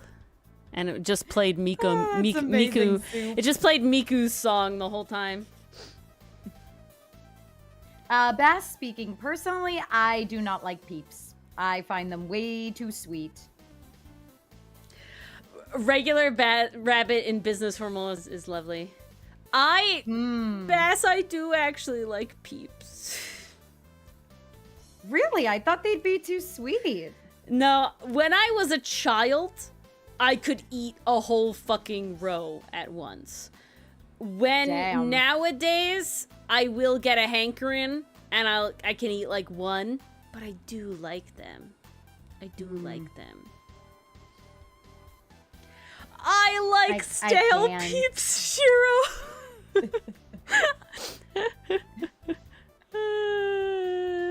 Yeah, exactly, Ellie. I can't have a lot. Even I just used to regular be able to marshmallows, eat a I whole eat row. one and I start feeling sick immediately. So I'm like, yeah, no. I'm on thin ice. You've never had a Peep? I do like Peeps. Okay. But did you ever make a Peep? Oh, I can play it now because you shouldn't be able to hear the music now. Oh, snap. Okay, here, guys. You can have the little thing. Do we want me to sing the music with this one or not? What music did you choose? It's called Hey. Hey. Yeah, stale Peeps, Shiro. They're like chewy and they're less sweet. The sugar doesn't hit you as hard. Sing. Ooh, maybe I All should right. try a stale Peep then. I like the stale Peeps. It's like cold.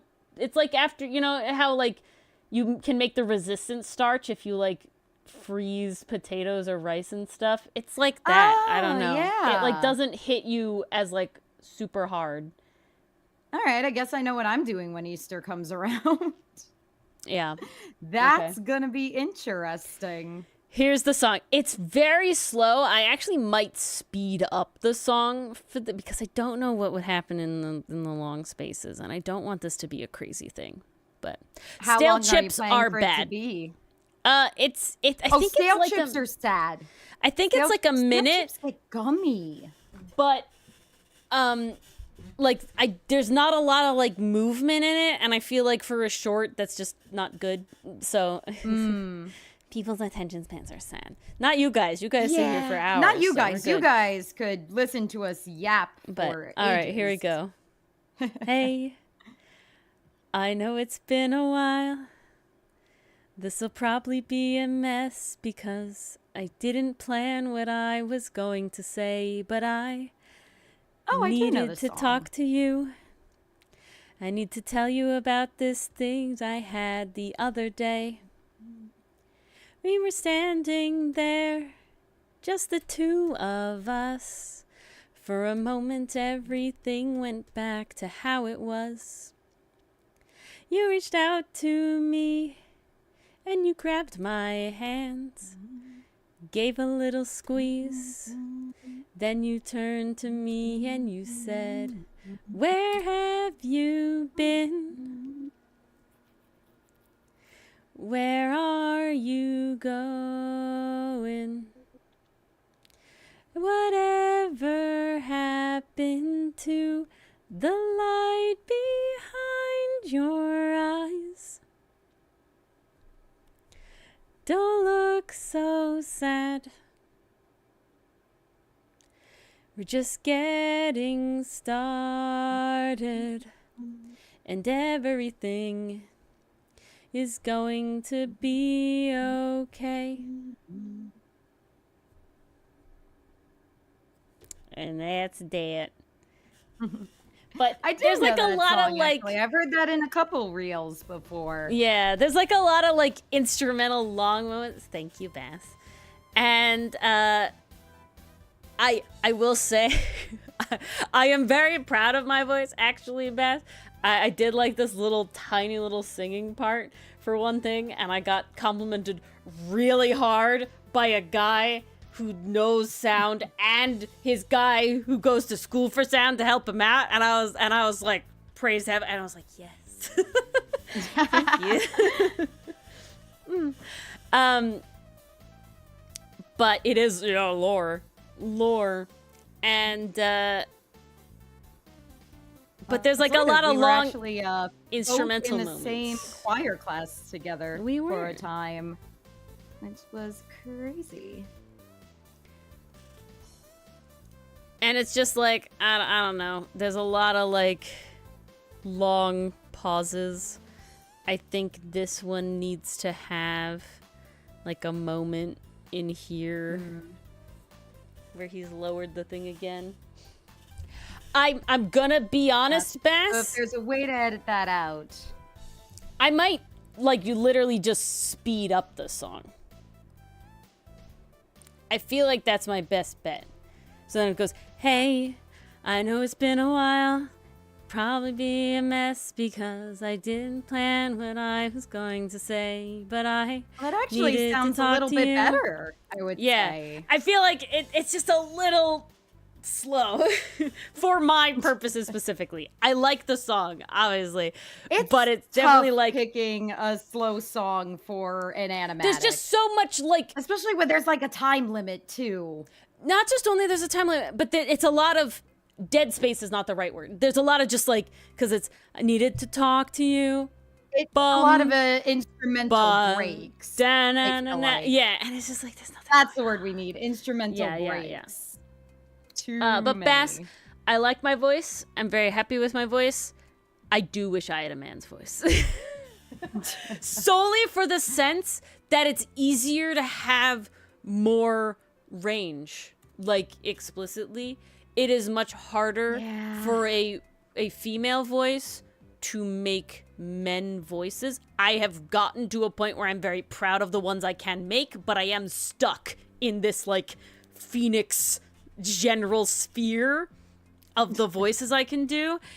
And Dylan can make an incredible range of voices where he can be a woman, and you see it a lot of men can be like a lot of men are like old women voices, and obviously there's a lot of women that are like young boy voices, but I want to have like I want to do like a man's voice. And I will say I am personally think that at this point my Phoenix actually sounds like a guy.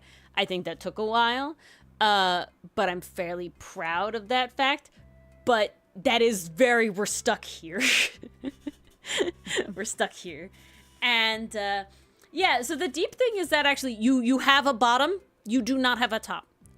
When you do your voice, your voice has a cap at the low range, but it has technically no cap at the high range. You can like teach yourself to go higher with technique and all this stuff, but the bottom of your range is solely based on the actual, like, I think it's the length of your vocal folds, something like that. It's the length of your vocal folds, because what's happening when you raise your pitch is the vocal folds actually will stretch and lengthen thanks to your muscles in there.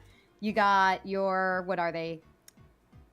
There's stuck two. Like the necklace, I'm pretty sure cricothyroid, cricoarytenoid, and they're both doing the work of stretching. That means a lot, Beth. And pulling on the vocal folds, and those will change your pitch. Yeah, but that's why it's like it is just easier. That's why if you have something like, say, a nodule on your vocal fold, or even just excess mucus, when you have a cold and that stuff is sitting on top of your vocal folds, it's very tricky to hit those high notes because there is weight on your vocal folds pushing them down. So now your muscles have to compensate for that extra load. Thank you, you guys. I'm always here, I'm like, I know Dylan does a good job, but I will admit, I'm sometimes like, could have done that better.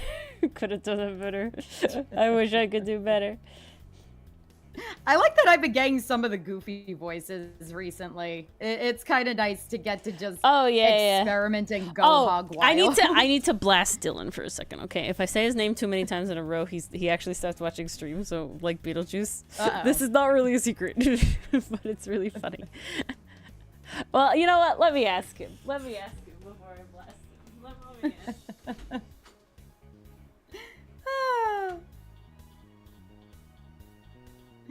All right, well, will we go check in with Dylan? Aw, thanks, Bass. We try. Honestly, I'm trying to get into voice acting projects myself. And great ally. Oh, maybe there'll be an Owl House project. Nah, that'll never happen. But that would be cool. Okay, I was given permission. I was given permission to say something else that just happened earlier, so I will say that as well. Nice. But the thing that's relatable is that I was telling Dylan about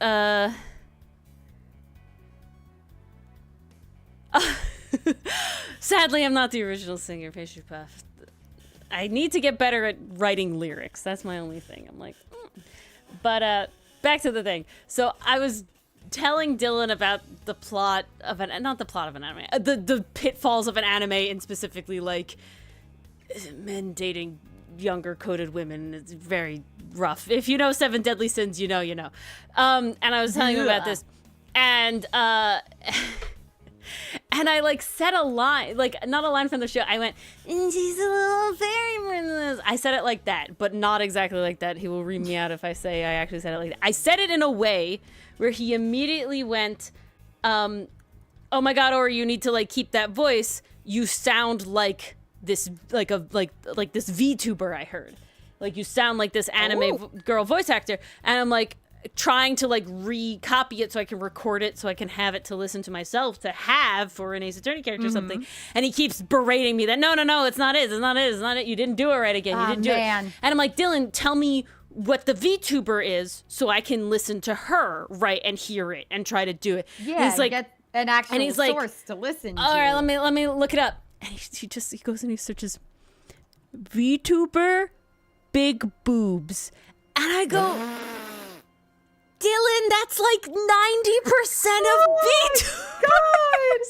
That's like 90% of the VTubers. That like, Dylan, is not you going to narrow it down in the slightest. Her. Dylan, do you remember anything else? And he's like, no. Oh my. What if he tried high-pitched VTuber with big boobs? Would that work? No.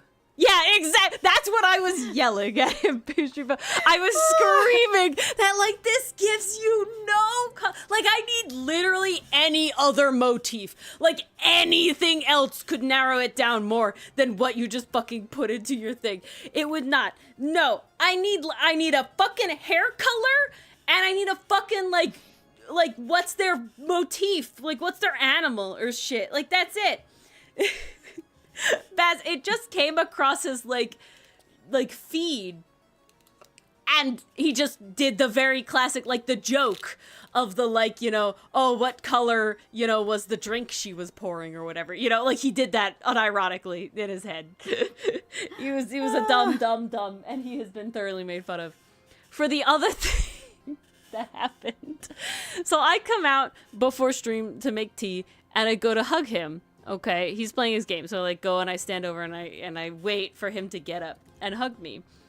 And it was a long time ago, I've been told, Canadian Lucifer. It's like a distant memory. There was no way to find who it was. I played him both Iron Mouse and Shy Lily because I thought that those were the ones of what I was doing. He said no to both. I don't fucking know. Doesn't matter.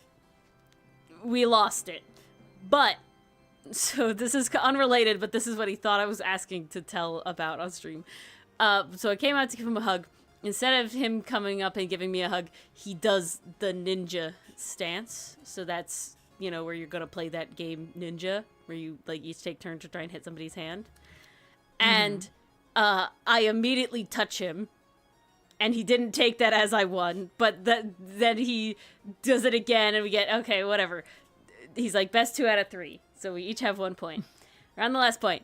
I'm there. He's like, you go first. And I like barely move my arm, like not trying to hit him. I move it out of the way, right? Like I move it over here. So it's like a different target, right? We can see they're separate from each other. And he reaches in this super big motion to get my hand, which I easily dodge out of the way. But he went so hard because he thought he was gonna get me that he fell. Oh boy. And he completely fell over. Wait, did he face plant? No. He fell like back onto his ass, but he completely fell over. And Oh my god. and I'm like, so I won. And he's like, what, you didn't get? I'm like, Dylan, you died. You literally died. Yeah. He just keeled over. He So. actually keeled over. Yeah. Oh, that's He crazy. challenged me and I won. Poor man. And that's why Federico mentioned in a comment. I was like, oh, you could make a comic about this for like it was a comment on our little like Valentine's Day couple art I got commissioned. And it's like I responded before, but I'll say it. I have definitely multiple times thought that yeah, I should do that because it would be really good. And there's a ton of moments where I'm like, Dylan, I wish we got that on stream. You know, like, oh my god, these are great. But I don't got time for that. I really don't got time for that. Through your stories. That's seppuku, yeah. Yeah, Ori wins by default. I'm glad he did not get hurt. We're going to take that as a compensation for all the jokes he's going to subject us to on Friday. That's our compensation.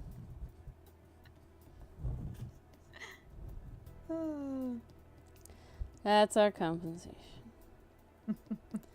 No, it's great. Good stuff.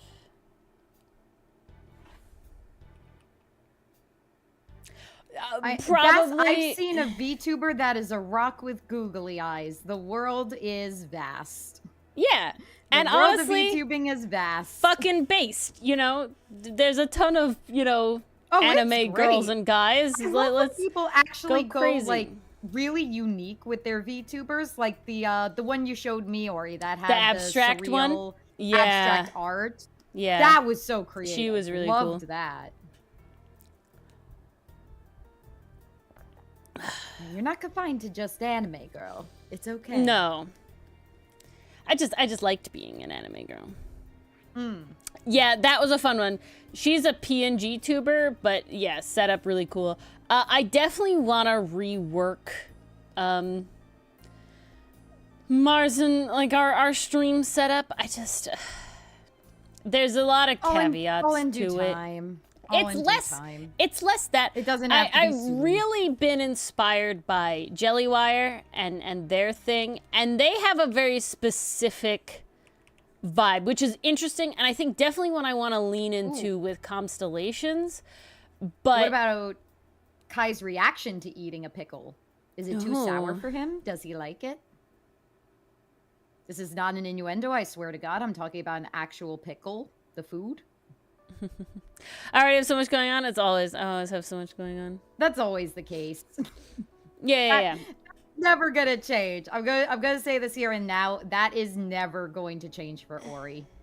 There's too much creative. He just loves taking on projects. I like doing shit. The brain be going, and I will say, a lot of the times it's stuff that's like meant to stick around. I mean, today I was trying we to definitely get use out of the PNG tubers, so it's well worth it. I certainly hedge my bets, and I don't do things that I don't have time for, like the Dylan Ori, slice of life comic. While they're funny and they're fun, I do not have enough. I don't think I will get enough enjoyment out of doing it to make it worth the time to try and put other shit on the back burners, right?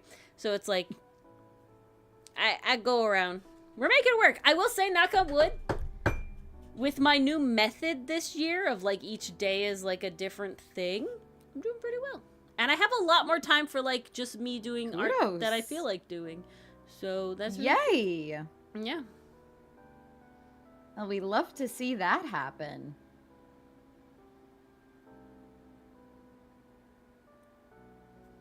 I don't know if you can You want to do the art cuffs. yourself? That's a commitment, Canadian Lucifer. No. I think Canadian Lucifer wants a whole new one and can't justify how much it'll cost for the model. I thought think that's what they were they're saying they want to do it themselves.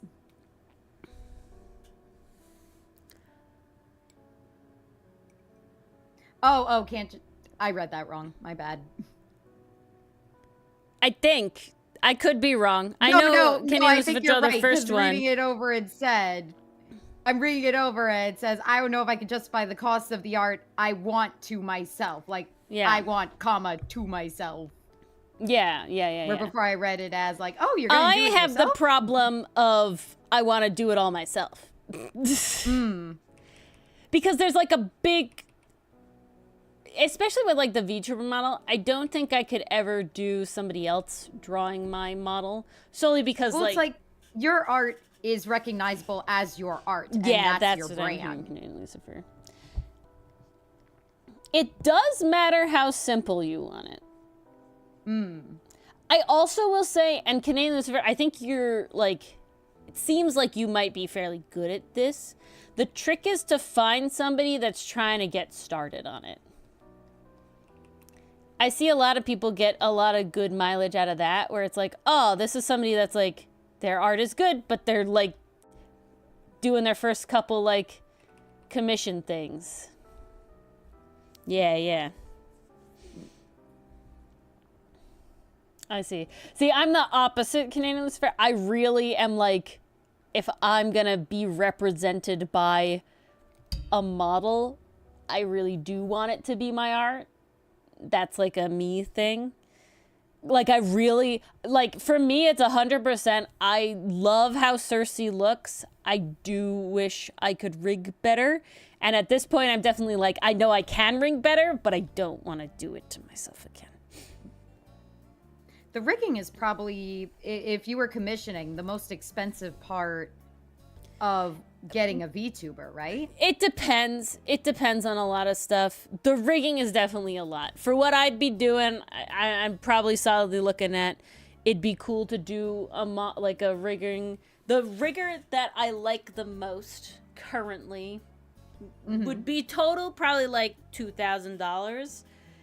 That's definitely like a pipe dream of like, if Arboreal gets to the point where it's making money, I would probably save up that money with the goal of getting a new model that I draw and the artist rigs. And then have someone else rig. Yeah.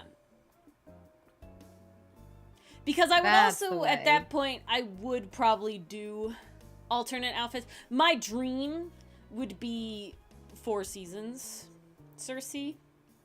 That would probably be like my ideal, because she's a tree, she's a deciduous broadleaf tree, so she has visual changes for all 4 seasons, right? She experiences fall, spring, summer, winter. Like that would be very interesting in my opinion of doing it, and it'd be fun design.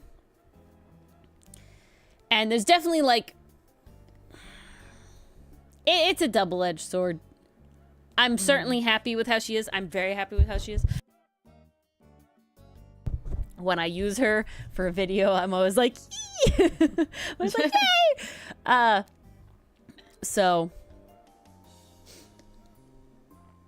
but it's definitely like maybe one day. Hopefully. Fingers crossed.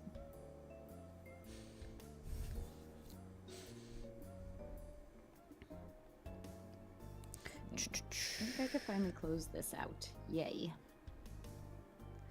Doing this. But so back to the stream upgrades. I definitely have stream upgrades I want to do. The main issue is the fact that we change outfits for games. And that's something that I don't want to lose. Like, that is very important to me. It would definitely take more planning. I'm so glad you guys like Cersei. I love Cersei. And she more did arting. really cool.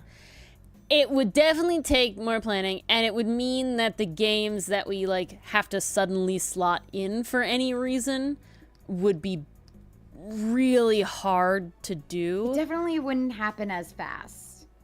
Well, we couldn't. So, like, when Dylan and I played Eloquent Countenance, that was like that day. Mars was like, can't do it. And I was like, Dylan, can we? And he was like, yeah, sure. And I was like, literally that entire day, then I spent freaking trying to do that, drawing those models. And it's easier when they're symmetrical. And while that one in particular was difficult, my outfit was done very fast. Dylan's was not, because his character's outfit is fucking asymmetrical as shit. And so I actually didn't, quote unquote, finish that outfit to the level of finish that I would have liked to. It served its purpose, it did whatever, but it's certainly a messier result than I would have liked. And it just makes it really hard to justify. The upgrade I would want for the model is turning, yeah, exactly, is turning, would that be the asymmetrical one then? Yeah, exactly. Would turn all the models asymmetrical because they would be drawn at an angle. And I really like the visual of it. But it would mean that it'd be very difficult to change the outfit. And then there's the argument of, like, I could do it where we just have those for Ace Attorney, like I did the special for Date Everything. And that could be fine. That could be and then something. We go back to the regular ones for other games. But I don't know. I will say the biggest. The possibility is there. It just, again, a lot of planning. The very, very biggest, trying to think of the word that I want.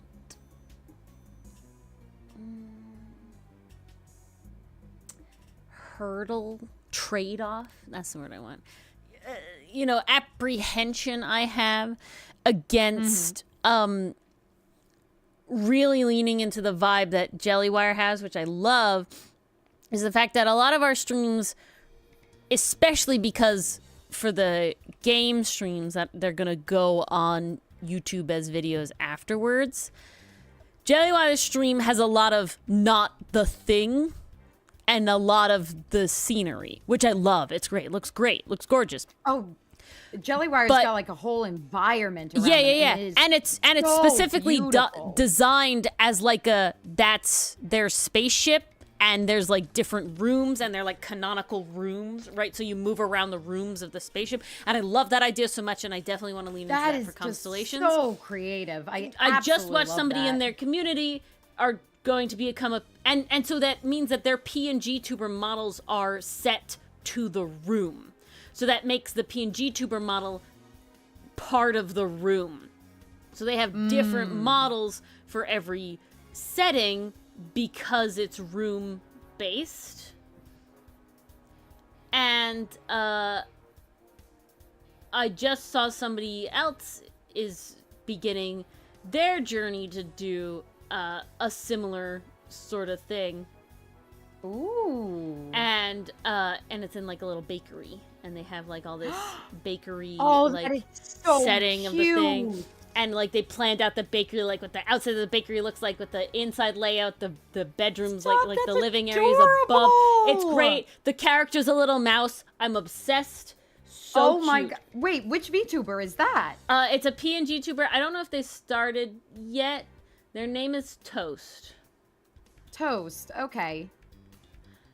I'm gonna have to keep an eye out for that one, because that sounds absolutely amazing. Really adorable. And so that makes me really, really, really want to do that for, at minimum, these streams, the Tuesday, Thursday streams.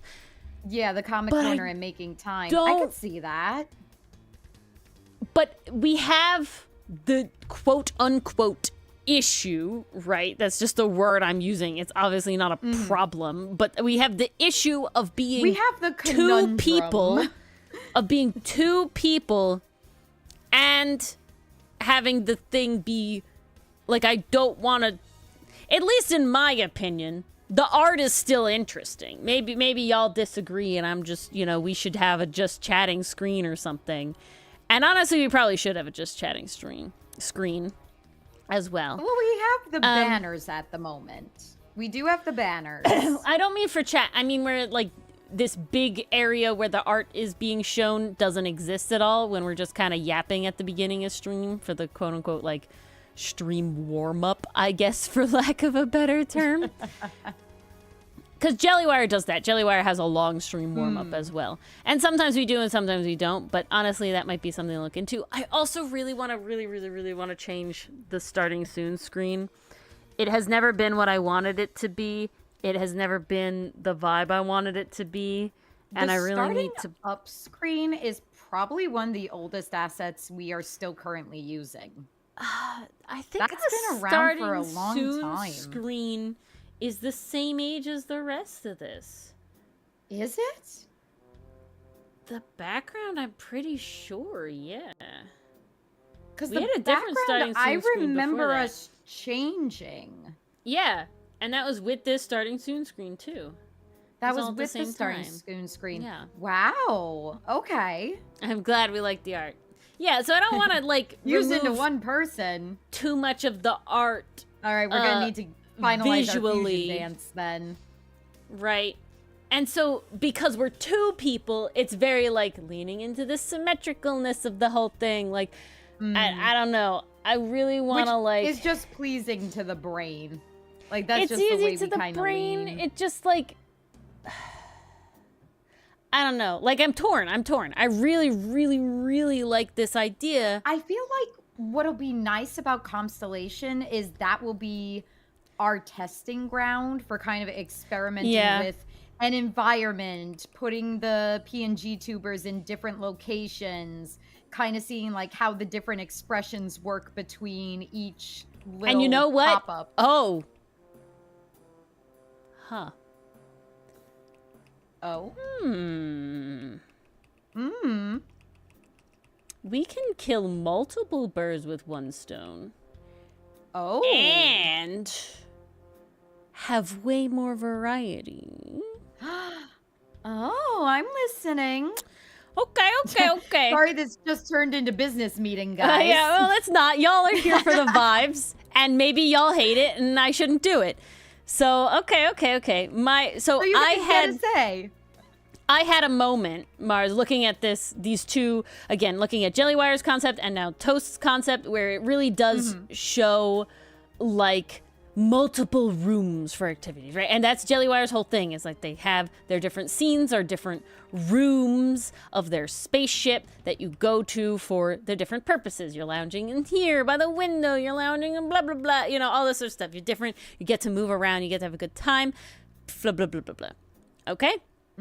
I was like, okay, would love to do that for Constellations, because then I'm thinking, like, how do we get, like, the alien watchy, like, Star watchy vibes kind of vibe that we were going for? We have the picnic blanket on the grass, but then we could also have, like, the van or whatever, like the headquarters thing or something, in the, like, where we're in the thing, and just to have, like, fun little things.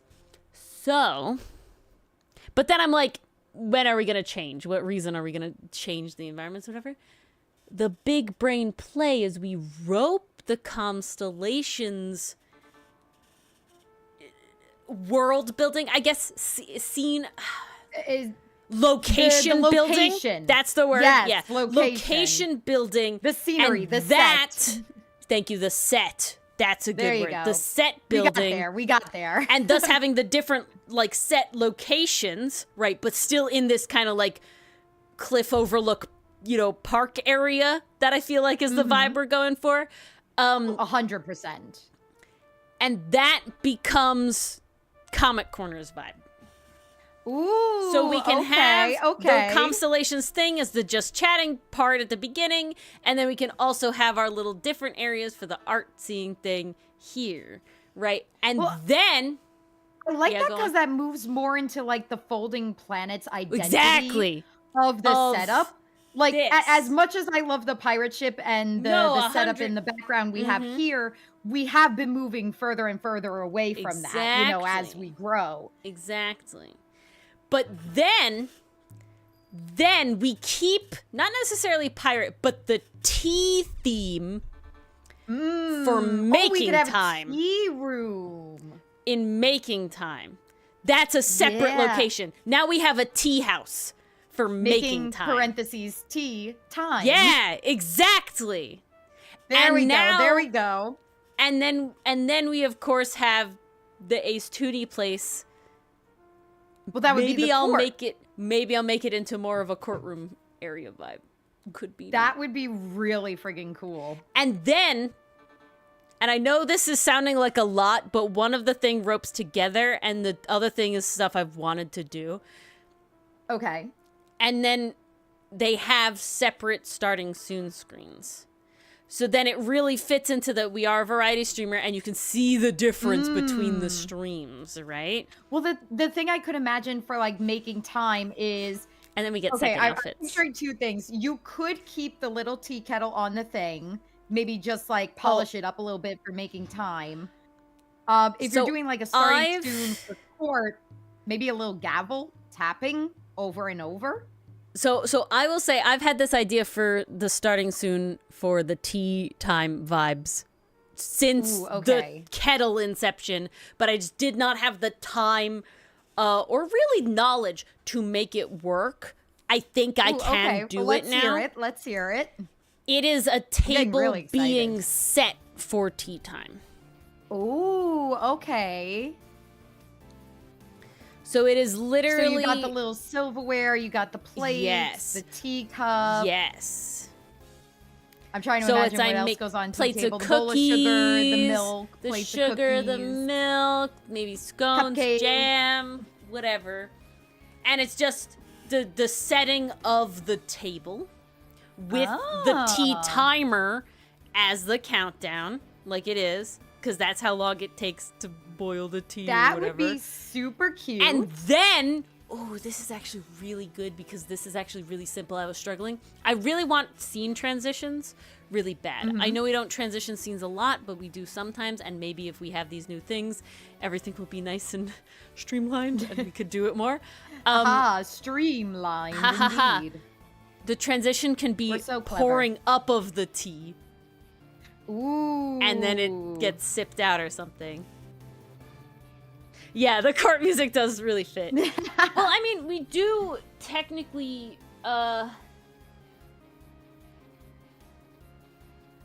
we have that courtroom scene. We for do. the other thing.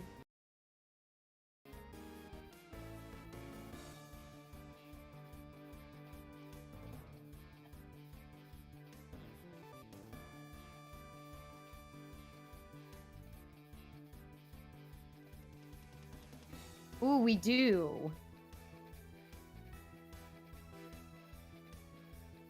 This one's good. We just have to figure out how to get 3 people on it.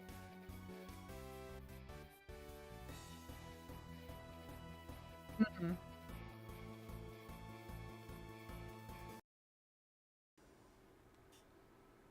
Oh. You should be able to hear me now. That's a stream setup thing. Oh, we can't hear Mars now.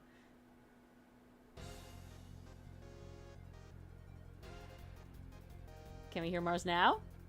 Testing, testing. We can. Hello, hello. Now we can hear Mars. Okay. Amazing. Yeah, such is life. That is something I would have to fucking fix in setup stuff. That's good to know. Yes. Oh. Okay, my brain is growing 3 sizes today. Yeah, the brain is firing on all cylinders. Wow. Okay, you might not be able to hear Mars for a second. Yeah. Yeah, we're much smaller in the see. big Ace Attorney game stream That's thing. true. That's true. And honestly, we need the focus to be on the game, so it kind of makes Yeah. sense to just keep that one. Well, I might make it into more of a court thing. We'll see. We'll see. It'll be incremental. The constellation things come first, and then it's just gonna be roped in to the whole deal at like a one at a time Constellation comes first, because then that's going to help link all the different sets. Well, it'll probably be constellation, and then it'll be probably making time, just because I've wanted to do that for a while, and we could do with an upgrade like that. And we technically could use our date everything avatars, but I think I'd want to do the jelly wire we're like integrated into the scene thing more personally. That would be really fun. So I think, and I also just think it sets the vibe a bit more too. Yeah, and I don't want to be like a teacup lady in the thing. That was like a very specific. No, that was a very specific date everything thing yeah. where we were the item. So I agree with that. Yeah. Making rosemary? Oh, making time. I get it. I got it. Making time, making rosemary. Yeah. Bass, then you Glad should it keep wasn't an eye just out me. for making sage as well. Glad it wasn't just me, Mars.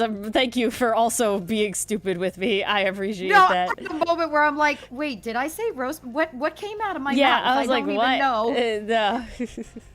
I'm pretty sure I said the word time, but who knows? Okay. And I think it'll also be really fun because we'll have our constellations avatars, which are going to look like the vibe of constellations, which is like a hangout. We're chilling on the grass, just talking and vibing about our favorite shows and media. Then you got the tea room where it's like, I don't know, maybe we'll have dresses, maybe we'll be a little more formal sitting in the thing. Ooh. So thinking of ways like our avatars could be integrated into like a making time tea room. I don't know how integrated you want to go, but if you're thinking like pretty integrated, where it's like you're literally looking at a stream in a room. Like I don't know if you've seen. I've showed you the jelly wire. Well, because when I think of jelly wire's thing, I like, for lack of a better word, I think of them like bobbing up and down in their little space area. Like I feel like there's almost constant movement, unless I'm totally tripping right now. I think you're tripping a little bit. There's one. It was super effective, Allie. Luckily, we didn't hurt ourselves in our confusion. This is not what I want. There's a very did I think I took screenshots and I put them in my personal store. Upgrades? Is it here? Is it here? Is it here? Is it here? This is a surprise tool that can help us later. Diaz list? Yes! Okay.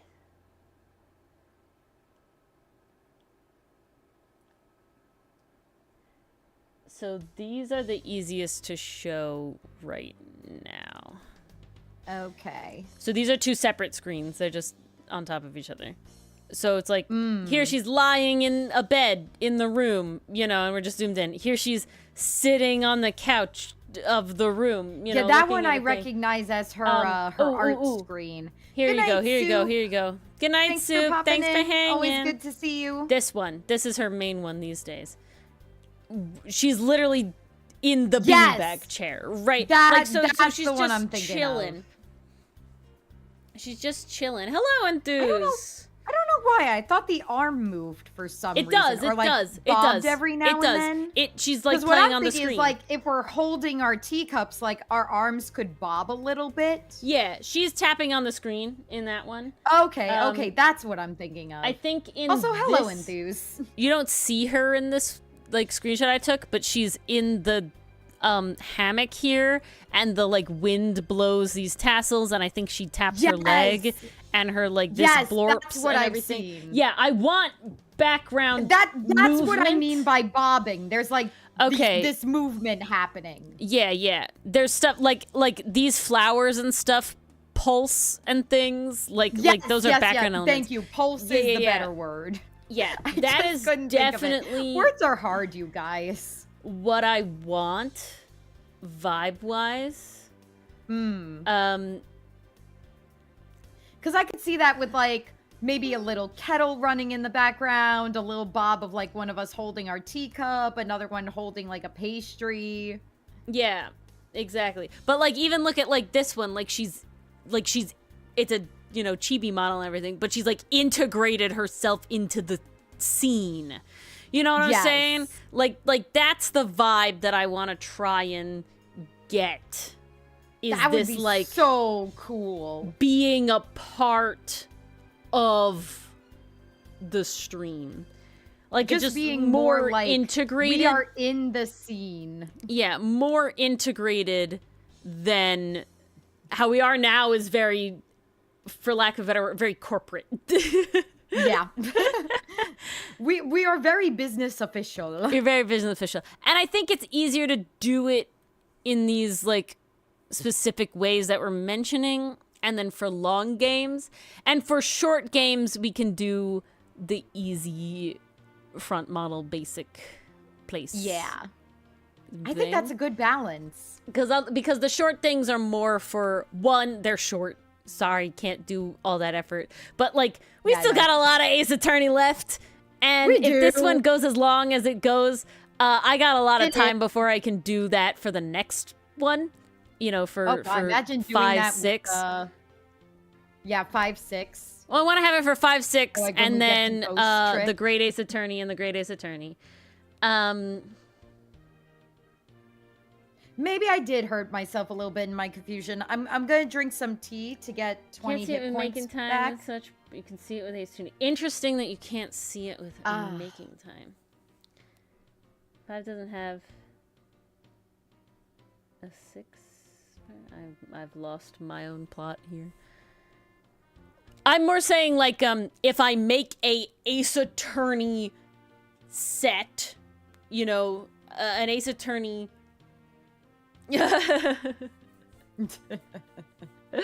I see what you're saying. That's not the one you should fear, Beth. No, that's not the one you should fear. The Ace Attorney hasn't gotten there yet, so we don't have to worry about it. But if I had, like, a courtroom set, right, where we designed an Ace Tooney courtroom. Yeah. And then we had, like, our own podiums. That would be really cool, I was thinking we're all at the same bench and we just have different levels. And I made a sketch. I think I sent you a sketch once. I sent someone a sketch once. You sent... It was you or Dylan. Something? It was you or Dylan. You send me a lot of art. I do. Ace. You do indeed send me a lot of art. I don't know if you sent me that one.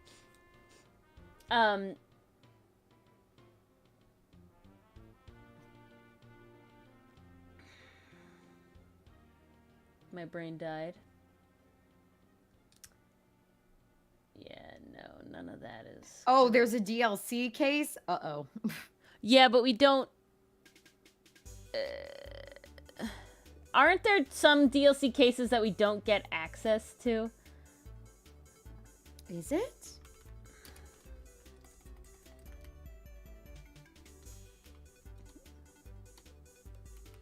Same side, then any guests go the other side? I thought there were little, I remember when we had the little telephone in the middle when guests came on. Yes, we have the... That was cute. Guests are always telephones now, just for space-saving purposes.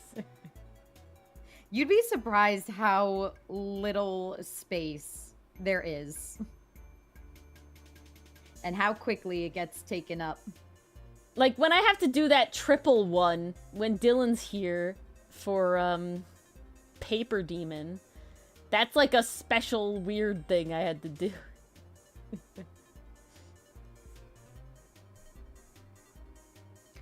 I see, Bass. Official crack fix? I see. Oh. Interesting.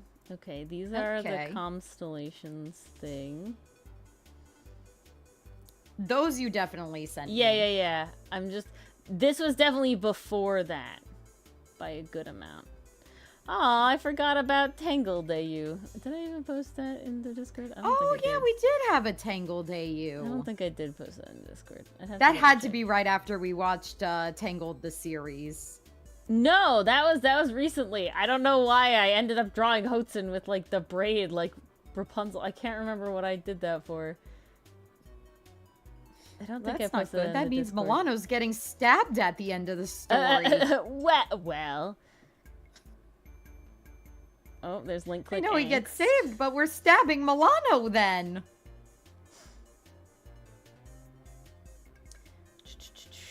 Alright, we're trying. It's okay. It's just a scratch. He'll be fine. Sending you 80 bajillion Sayu screenshots, my lord. Oh, now we're talking about eyes. How far back are you? I'm at Halloween now. Oh, damn. It was a bit ago. It certainly was. It definitely wasn't recent because I have zero memory of it. It was literally just a very, like, brief sketch I did on the iPad as, like, an idea. But it was basically, like, we're all on the same side of the screen now. We're all at the same bench. And we're all, like, in various states of kind of, like, maybe, like, I think it was, like, I'm in front, but I'm, like, no. Well, was it you're in front, but you're down on, like, your asking for different elbows. poses from us. No, that's one of the last before. things I That's remember. longer ago. And that idea was scrapped. Well, we got Dylan. Too much. And then that was like, that's all I got from Dylan. But it was basically like, we're all on the same side of the screen. We're all at the same bench. And then it's like, if you're in front, but you're like on your elbows, and then you object, you know, like outward when you talk, something like that. And then it's like, I'm like maybe standing, like kind of leaning on the desk a little bit, but so I'm, you know, visually quote unquote taller than you when all at rest. And then I object out at that level. And then Dylan's maybe like up and kind of leaning back, so he's visually the tallest. And then he objects really hard, you know, like something like that. So that was like a vibe. All right, let me grab it really quick. Gotta break out the actual Yeah, sketchbook. let me grab the iPad. I'll be Because right I back. scrolled back and now Otherwise I'm in the entertaining. Average stamping him. Yeah, that's actually one I gotta think about. Who would be the Mother Gothel in the Tangled AU? I guess it would be Averett. Because thinking about how the canon story goes, yeah. No. It's Barnet. Averett takes the place of the twins. The twins. The two goons that's with Flynn Oh, originally. the two goons with Milano. Okay. Yeah. Because they turn on him. Coming back to me. I have not thought about this AU in forever. How do I go home? I don't know. How do you go home? Well, I was trying to design. I was working on All the right, so design for Enno. There's your and I love confirmation. him. It would be Barnet. It's gotta be stabbing Barnet. Milano. Yeah, it would be. It's gotta be Barnet. But at least that means that Hotsun's parent is his dad. So that's yeah, good. of course. His dad is still great.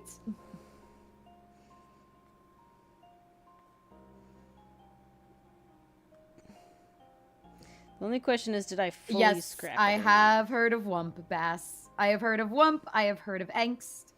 I have written both. Snickersnee. A Snickersnee is a knife? So Barnet has not yet been introduced in the comic proper, but considering his name and how similarly it sounds to another character you all very well know, I will give you 2 guesses who he could possibly be related to. And you only get 2 because I have faith that you'll figure it out. We have a smart chat. Ah, this is it. Found it. There's a chance that I deleted it. So, because it was originally scrapped. I did not delete it. It's here. Yeah. Okay. Use that. And then I need... That's a really good question, Bass. I'm actually not too sure the difference myself. Now I'm curious. I'm gonna have to look at this. Okay, sadly it got cut off. Maybe the internet holds the answers. Answers.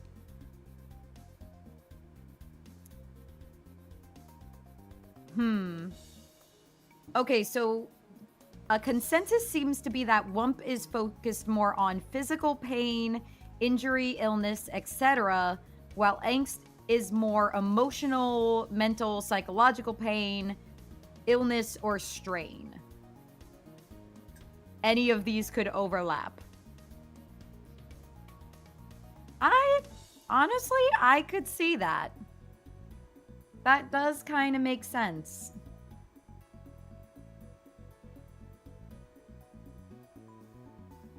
WUMP is very specifically physical pain. Yeah, that seems to be the consensus, Pastry. Interesting, I did not know that. I didn't know that either. I'd never heard of WUMP until kind of recently. I know I've written both. So, shit, I guess that means the current fic I'm writing is angst and WUMP, technically speaking. Yeah, it's the more you know. WUMP. Oh, it's 100% WUMP. Oh, that reminds me. Ori, I had one of my friends over the other night. This is the friend that I made that massive stack of pancakes with. Oh, yeah. We're both fan fiction writers, and we exchanged fan fictions the night she came over to stay. She's reading the Dungeon Meshi one, Monster Soup for the Stole. And she could not say Laios' name for the life of her. Every other pronunciation was like Leos, Laihos, Leiros. I'm like, what are you doing? So, you have watched Dungeon Meshi. I know you have. Why are you saying it wrong? This was the concept. At one point, I think she was just trolling me.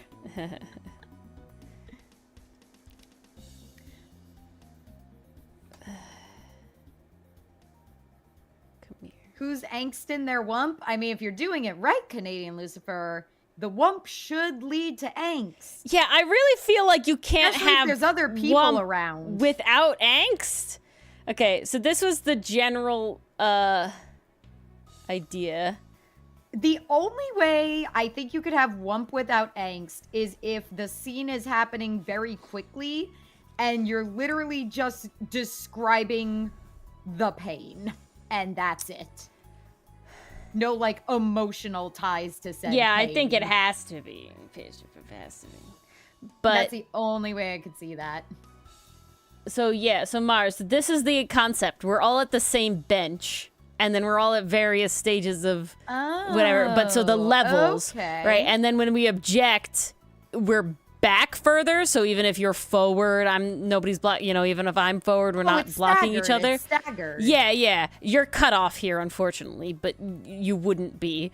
But so, the objecting would be our talking, and then this would be our not talking, and then so it's just like going. The problem with something like this is explicitly that when I draw outfits, I explicitly have to draw two entirely different outfits. Like I have to draw two fully new outfits because this is one position and this is a completely different position, or with the avatars as we currently are, with the main difference being our fucking hand, is I don't have to draw two whole outfits. I draw one outfits. And then I literally cut out an arm and I add the arm. It makes it very modular, very easy. And that's okay, so why... this definitely adds a little bit more work to the Well, pile. the idea for this would be it's solely Ace Attorney.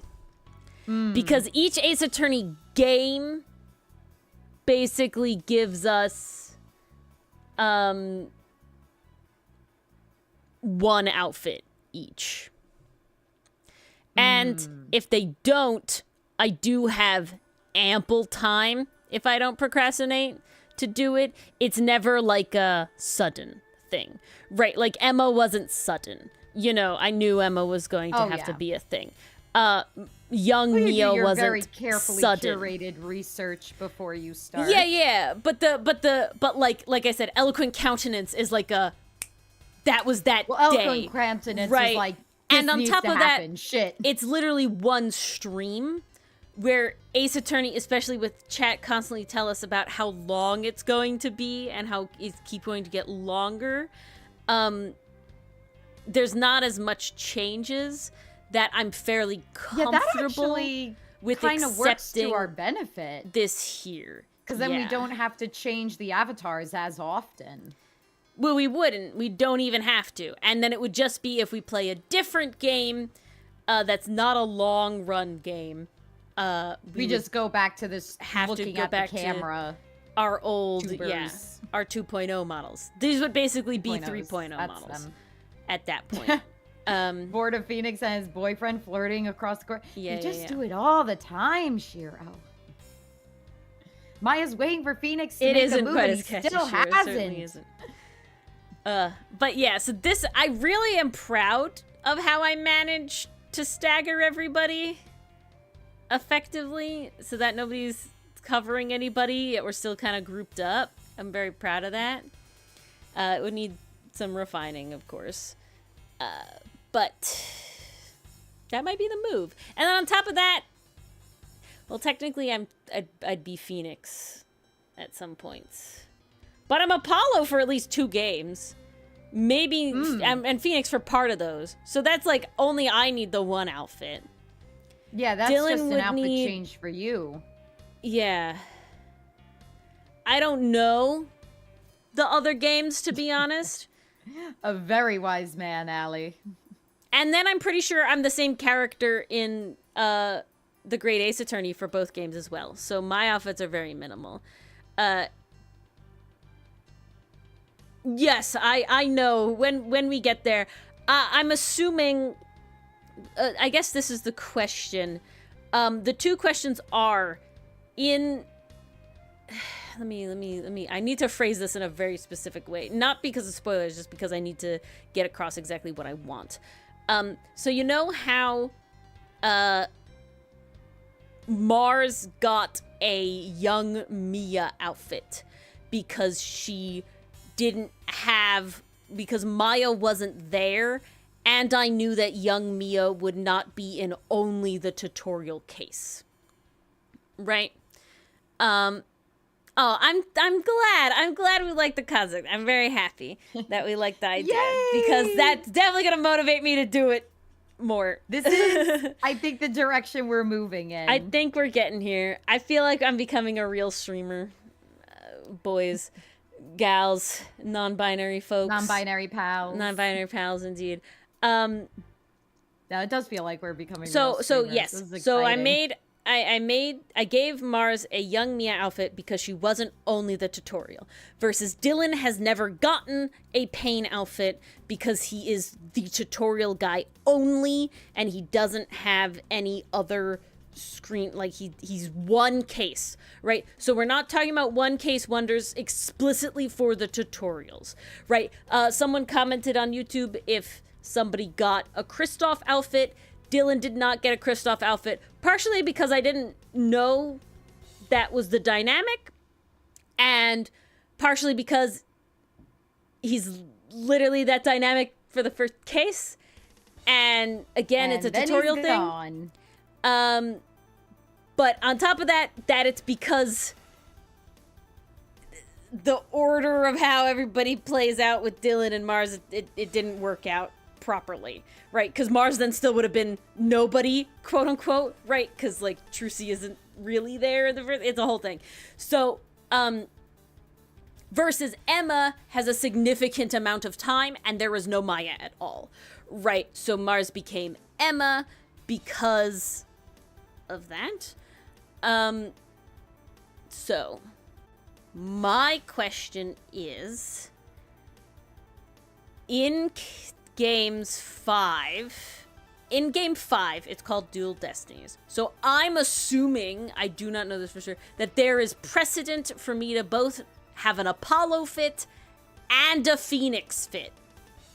Somebody say yes or no to that. Is that a correct assessment? Is this accurate? Yes.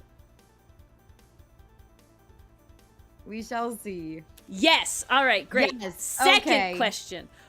Good to know. Athena is in game 5, I think.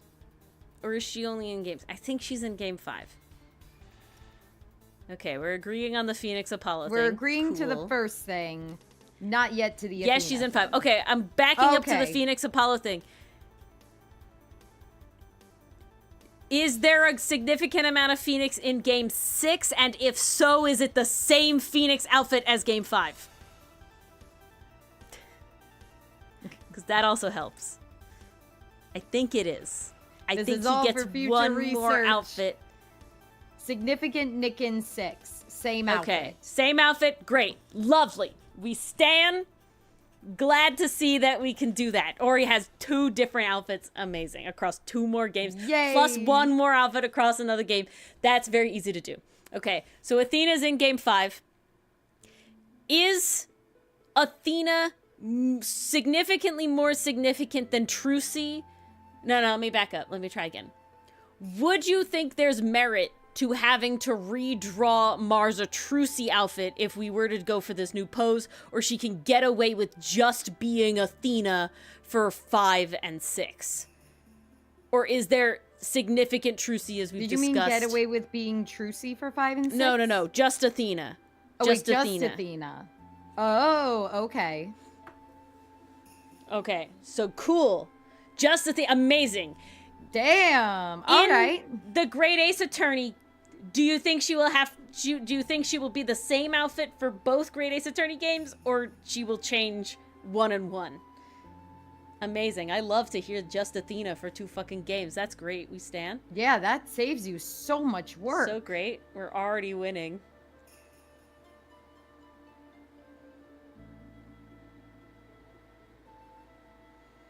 We're already winning. We think the same character. Oh, lovely. Okay. Amazing. Mars gets minimal outfits here. Last question. Is it one major prosecutor? Okay, that's still not bad. 1 outfit per game, I'm pretty okay with. You know, like total, like averaged out, right? Obviously, if I have to draw Phoenix and Apollo at the same time, that's a little much. But then if it stays for a whole second game and I don't have to draw anything new, like that's fine, right? So that's okay. Possibly, we're still out on top. Last and final thing: does game 5 and game 6? I don't even know who the prosecutor would be. I don't even know any about the prosecutors. Is there like just 1 significant prosecutor per game, like that happened in the original trilogy, right? Or do they change? Or do they have a lot of different shit? Okay, so we get 1 for 5 and 1 for 6, mainly. Aha. Okay, amazing. Similar in the Great Ace Attorney, we get 1 per game.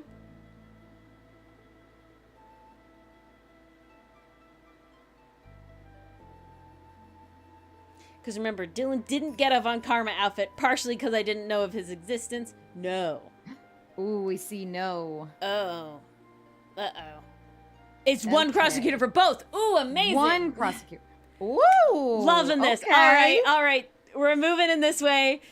Ace Attorney. I'm going to hold myself to it, so I'm putting here and out in the ether. I'm going to hold myself fucking to it. Ace Attorney 5, we will have upgraded stream shit with this as the concept, because I'm really happy with this. I just need to sit down and actually, like, refine the It's just gotta be fine-tuned. Yeah. That's the only thing. All right. That's mathematically doable. I will say, Yay! I guarantee nothing for Ghost Trick. Of course, Pastry. When we, I will cross that bridge when we get there. It is a decent time until I get there. It does fit the updated models in the game too. We'll be upgrading when they upgrade. True. That is true. It fucking goes timed 3D perfectly. when we get an upgrade. So we will go 3D or 2.5D. Well, we will not be 3D. We will be dimensional. We'll have more dimension. We will have more dimension. We won't be so flat. Now, I do think it'll still have to be cell shaded, just because I have to be a GIF to have this movement. Want it any other way, honestly. And blinking like that. And Dylan gets... Yeah, we will go 3/4, exactly. And Dylan gets upset if the characters move too much because he gets distracted. However, he can't see them. So... He shouldn't be Do you them. guys get distracted by movie pieces? He is watching chat. We do know that. He's watching chat. And I assume he's doing that by watching the stream. Yeah, but he doesn't get mad at Indy. He doesn't get mad at Indy. Okay. And he can't see Indy. He can probably tolerate it fine. But Dylan can't see 1 him, indeed. Dylan is just a distracted. I agree. I'm glad I'm not out here being like Dylan's skill issue or something. And it's just like, I mean, you guys loved the finger dancing, cursor dancing I was doing, where Dylan hated it.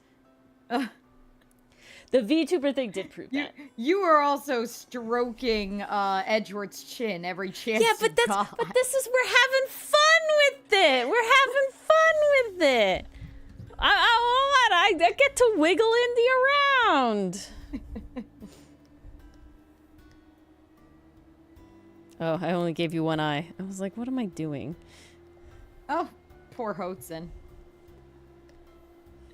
I don't remember taking away his eye. I haven't written that part yet. That's season 5. No. I will say, the jawline on Clavier is not as chiseled. It's not He's as got sharp. more of a soft boy look to him, which I'm very here for. Oh, the but like man's his lean in pose is not. It doesn't give way to a lot of. I will admit though, I'm mostly out here like flirtiest thing I have ever seen in a video game. It's so gay. He loses an eye and he's a sheep. I will say, Bess, I would stroke his hair. What's the connection, Hallie? But his like drill ponytail does not seem very fluffy. It's not. You could just imagine the amount of hairspray that's on that thing to keep it in that corkscrew. Still a very pretty man. Yeah, oh yeah. I mean, if it was any doubt, smash. But yeah, literally, pastry. Literally. It's too... Like, they leaned hard into it. They were like, okay, Phoenix and Edgeworth are going to tiptoe around their gay feelings. Clavier and Apollo are going to friggin' salsa. Also, yeah. Apollo had a line in the recent court thing, too. I can't remember the exact wording, but y'all know who know. It? Yeah, what was it? It was don't like... try to get the exact thing, but like... Oh, I'm not gonna get the exact thing. But I think he said something about being distracted. I think it was something like that. Something along those lines. Wait, what did those? There's so much pride in there. Yeah, that's what I'm saying. It is not a strokeable ponytail, okay? Like, it is not a pettable thing. That was it. That might have been it. Okay. That might have been it, Bass. That might have been it. Why do I get that scene from K-pop Demon Hunters where Zoe's crawling toward the poster? It's just like, we gotta wipe that smile off their ugly, pretty, well chiseled. Yeah. That's just Apollo.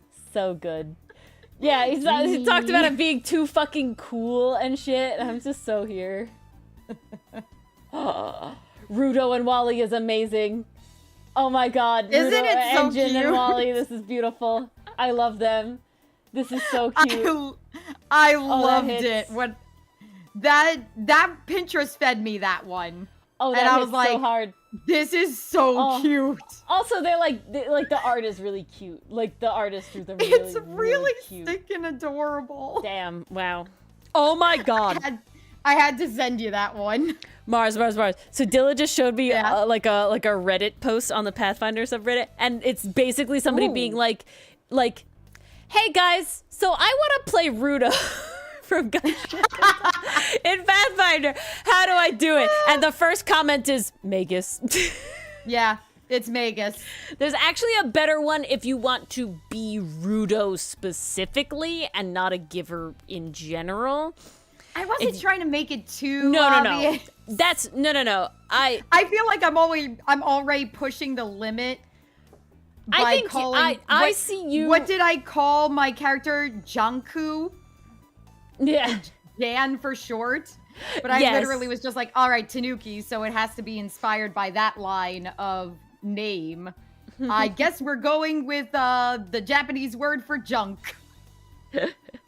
I think I find your character to be like more just giver coded, where like I hope it's leaning more inspired and not. Yeah, I just wanted to be Rudo and something. No, what Dylan was saying is actually the class that Ivan's playing is a class that can be literally Rudo, where it like gives a spark of divinity to objects for a period of time, and then it can get forced out of it, and you can't put it back in that one. It's a cooldown, not destroyed, but you know, Rudo. Yeah, Damn. Exactly.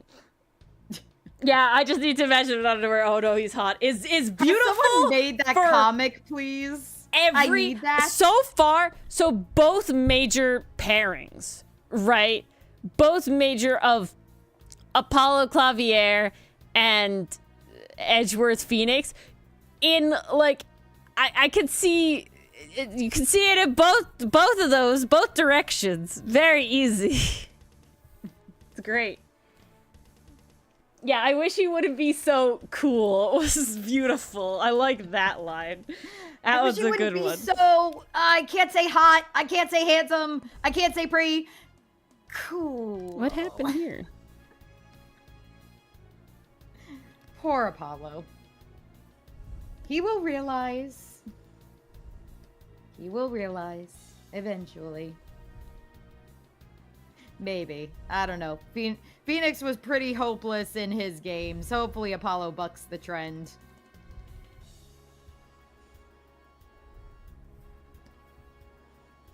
Yeah, there's so much in between. I'm just so curious to get to the next case, because you guys keep telling me I can't read the fan fiction until we're at least at that point. I'm like, I'm being patient. I'm being good.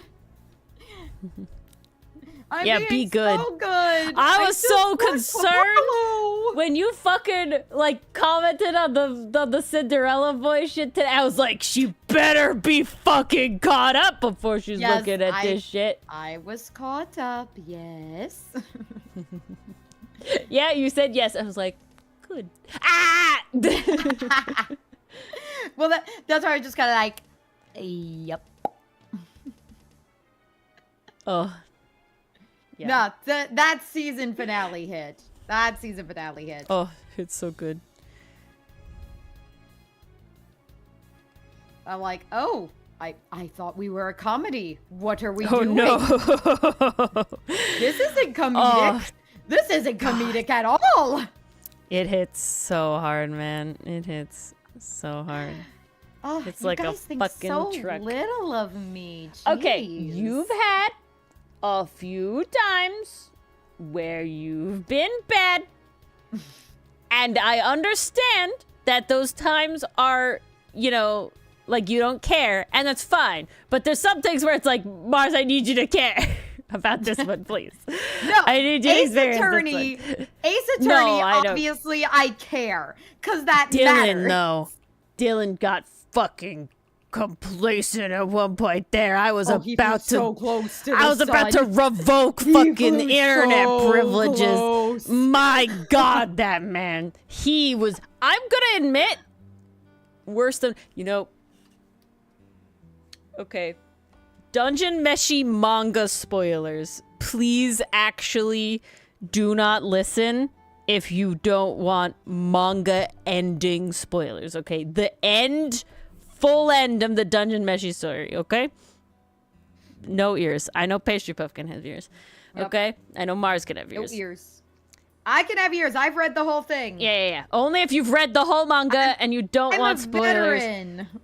Okay. I was looking. Dylan and I were looking at like 3D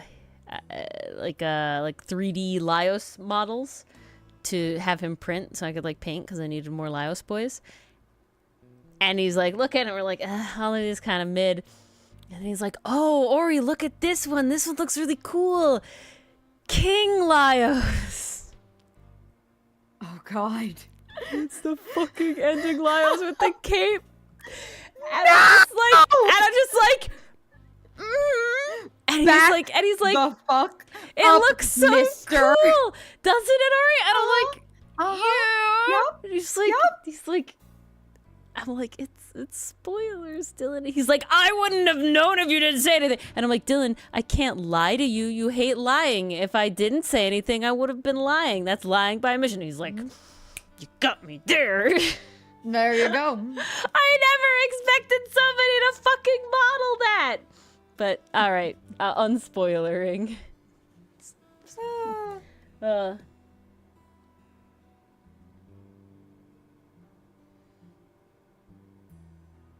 I mean, Pastry, you've been putting the work in. Wow. You have saved us on many an occasion. Good night, Mason. I incredibly, guys, I appreciate all of this effort from everyone. The fact that Canadians for you care enough to one, give us stuff and have it be fucking like spoiler free. Spoiler so nice. Checked. Thank you Good for night, combing Mason. For us. Like, my Very lord. Appreciated. This is such a lovely community. It really is. I really am happy so lucky that I feel very confident in that you guys care, honestly, to a certain point, more even than we care about the level of spoilers, and I appreciate that so much. It means a lot. It is incredible. I'm very and because of that, I'm very happy that we can trust you guys to have the Unplayed channel, which is literally a place where we can't look. Us overarching, moderators can't look, and that you guys are having a lovely time over there. So, like, really can't say enough how great of a community you guys are. Really, really appreciate it. Seriously. I can't imagine doing this and having so many people like this into Ace Attorney, and knowing every moment and being able to just be like so on top of it for us, so on top and so helpful. You guys really do facilitate it with being helpful. There to be like pinged when I need something. You get Ori the references. Seriously, you guys are amazing. Yeah. It's so rough. There usually is, Pastry. It's very difficult. It's very hard. When you're writing to not have something that isn't a spoiler, like... Even just in general. Like, I'm thinking of, like, lost geraniums. Well, if you didn't watch the episode where Vash loses his arm, you wouldn't know that his brother cut it off, but I directly call that out in the first line in that fic. It's unavoidable sometimes. It's unavoidable. It's also like especially when you have all the information, you're viewing the writing of the characters through having all the information, right? Like, there's always a part of me, like, I always struggle to, like, really try and get into, like, very quote-unquote deep fan art and stuff of things until I have all of the information, because I want to have all of the canon content before making my, like, decisions, quote-unquote, on Angst. I'm fairly comfortable with doing it for, like, Phoenix and Edgeworth because they have, like, very distinct arcs within the first trilogy and within the investigations thing that you can have it, like, this is obviously Edgeworth at this time in his life, this is obviously Phoenix at this time in his life, and you don't have to do it as, like, a whole deal. But all right. So there you go, Mars. Yeah, that's fair. Gotta finish it. I will just live off the art that you guys approve. I might regret asking this, but what's y'all's opinion on our pace? I may regret asking. Yeah, how is our pace? I'm gonna be honest, nothing's gonna change. Is because, like, we are a speed that we're at, and it's very difficult to do otherwise. You know, just average. How the flow works. Average is good. I like average. Average is good. Yeah, I'm happy with average. Average is C's get degrees. You know, I'm here for average. Go slower. I wish to win. No. Go slower. I wish to win. Never. No. No. You still haven't gotten your reward for winning the other bet, Allie. You gotta pace yourself. Going concerningly fast? Oh, really? Shit. Yeah, Canadian Lucifer has yet to play AA5, and I'm scared. Amazing. I feel like... Canadian Lucifer, now's the time. Yeah, seriously, now's the time. What was I going to say? It's winter break, y'all. It's February break. Get on it. What you doing? So far, I don't feel lost. At least I hope you get to use the break. Insert dead Edgeworth. I call it Edgeworth down. He's not dead. He's just down. I was trying to think of what I was saying. I was saying something.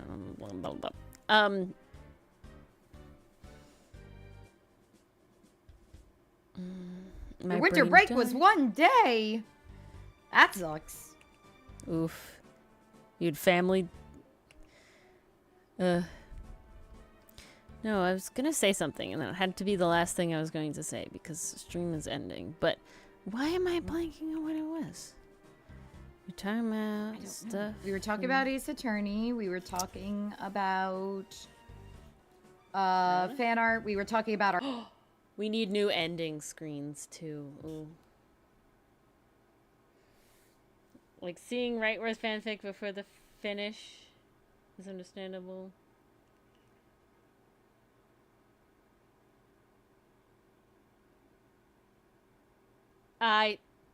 Whoops.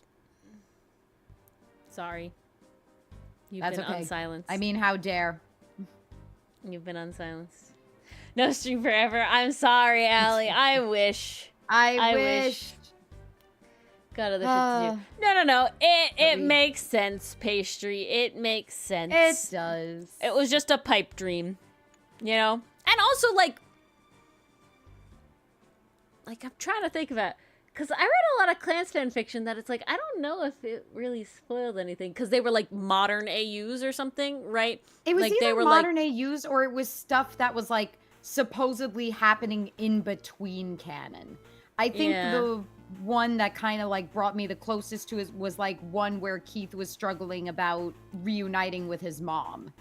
Or like... Yeah, but a lot of that was also like theories beforehand. So I never really to go with the blade. Took it as like whatever.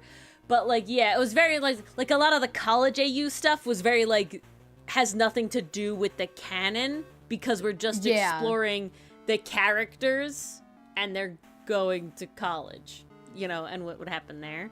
So it's a very interesting sort of, like, and I think that's, like, a lot, like, to be honest, I never read a lot of, like, in-universe Voltron fanfiction compared to AU Voltron fanfiction. Interesting. I'm like really trying to rack my brain. I think I mostly consumed AU Voltron fanfiction. So that might just have to do with it too. I don't know if there was that much or not. I had one other thing to say. Oh, the next square that I got is fucking Space AU Ace Attorney. Bingo. Oh. No fucking clue, Good man. luck. No fucking clue. I'm gonna be honest. I love space as a concept. I've watched a lot of shows that have a lot of space stuff going on. You know, I enjoy Star Wars and the Star Trek movies, and, you know, Steven Universe is a big space thing, being Puppy Cat, you know, lots of space. I'm here for space stuff. Voltron, obviously, It's we're just talking good. about. I don't know Final what a Space, fucking space also AU means, amazing. though. I'm just saying. Space court? Like, I don't fucking...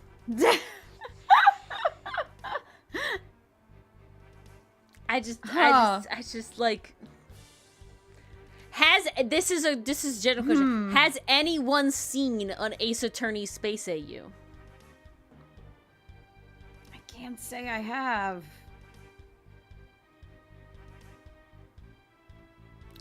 Yeah, no, exactly. Like, for any character. So it's just like, I don't fucking know. Mars over here, who's not even fucking doing any squares, got fucking Pirate AU out here. I did get Pirate AU. So she sucks, collectively. We Hey. hate Mars. Hey! Broken You laws say against that the now. space Just station. wait until I give you the best Pirate AU you've ever seen in your life. I'm waiting. I'll take it back then. I'll take it all. I'll eat all of my words. Entirely. You'll eat those and then some. Well, yeah, so I don't know what it's gonna be, to be honest, but we'll figure that out. Maybe Thursday. What if it was like Have a maybe they're lovely- fixing something outside the ship with like the tether or something? Who knows? Or Have a they're just lovely hump piloting. day. Enjoy your day, and we shall see you all on Thursday. Good night. We shall see you on Thursday. Have a good one, everybody.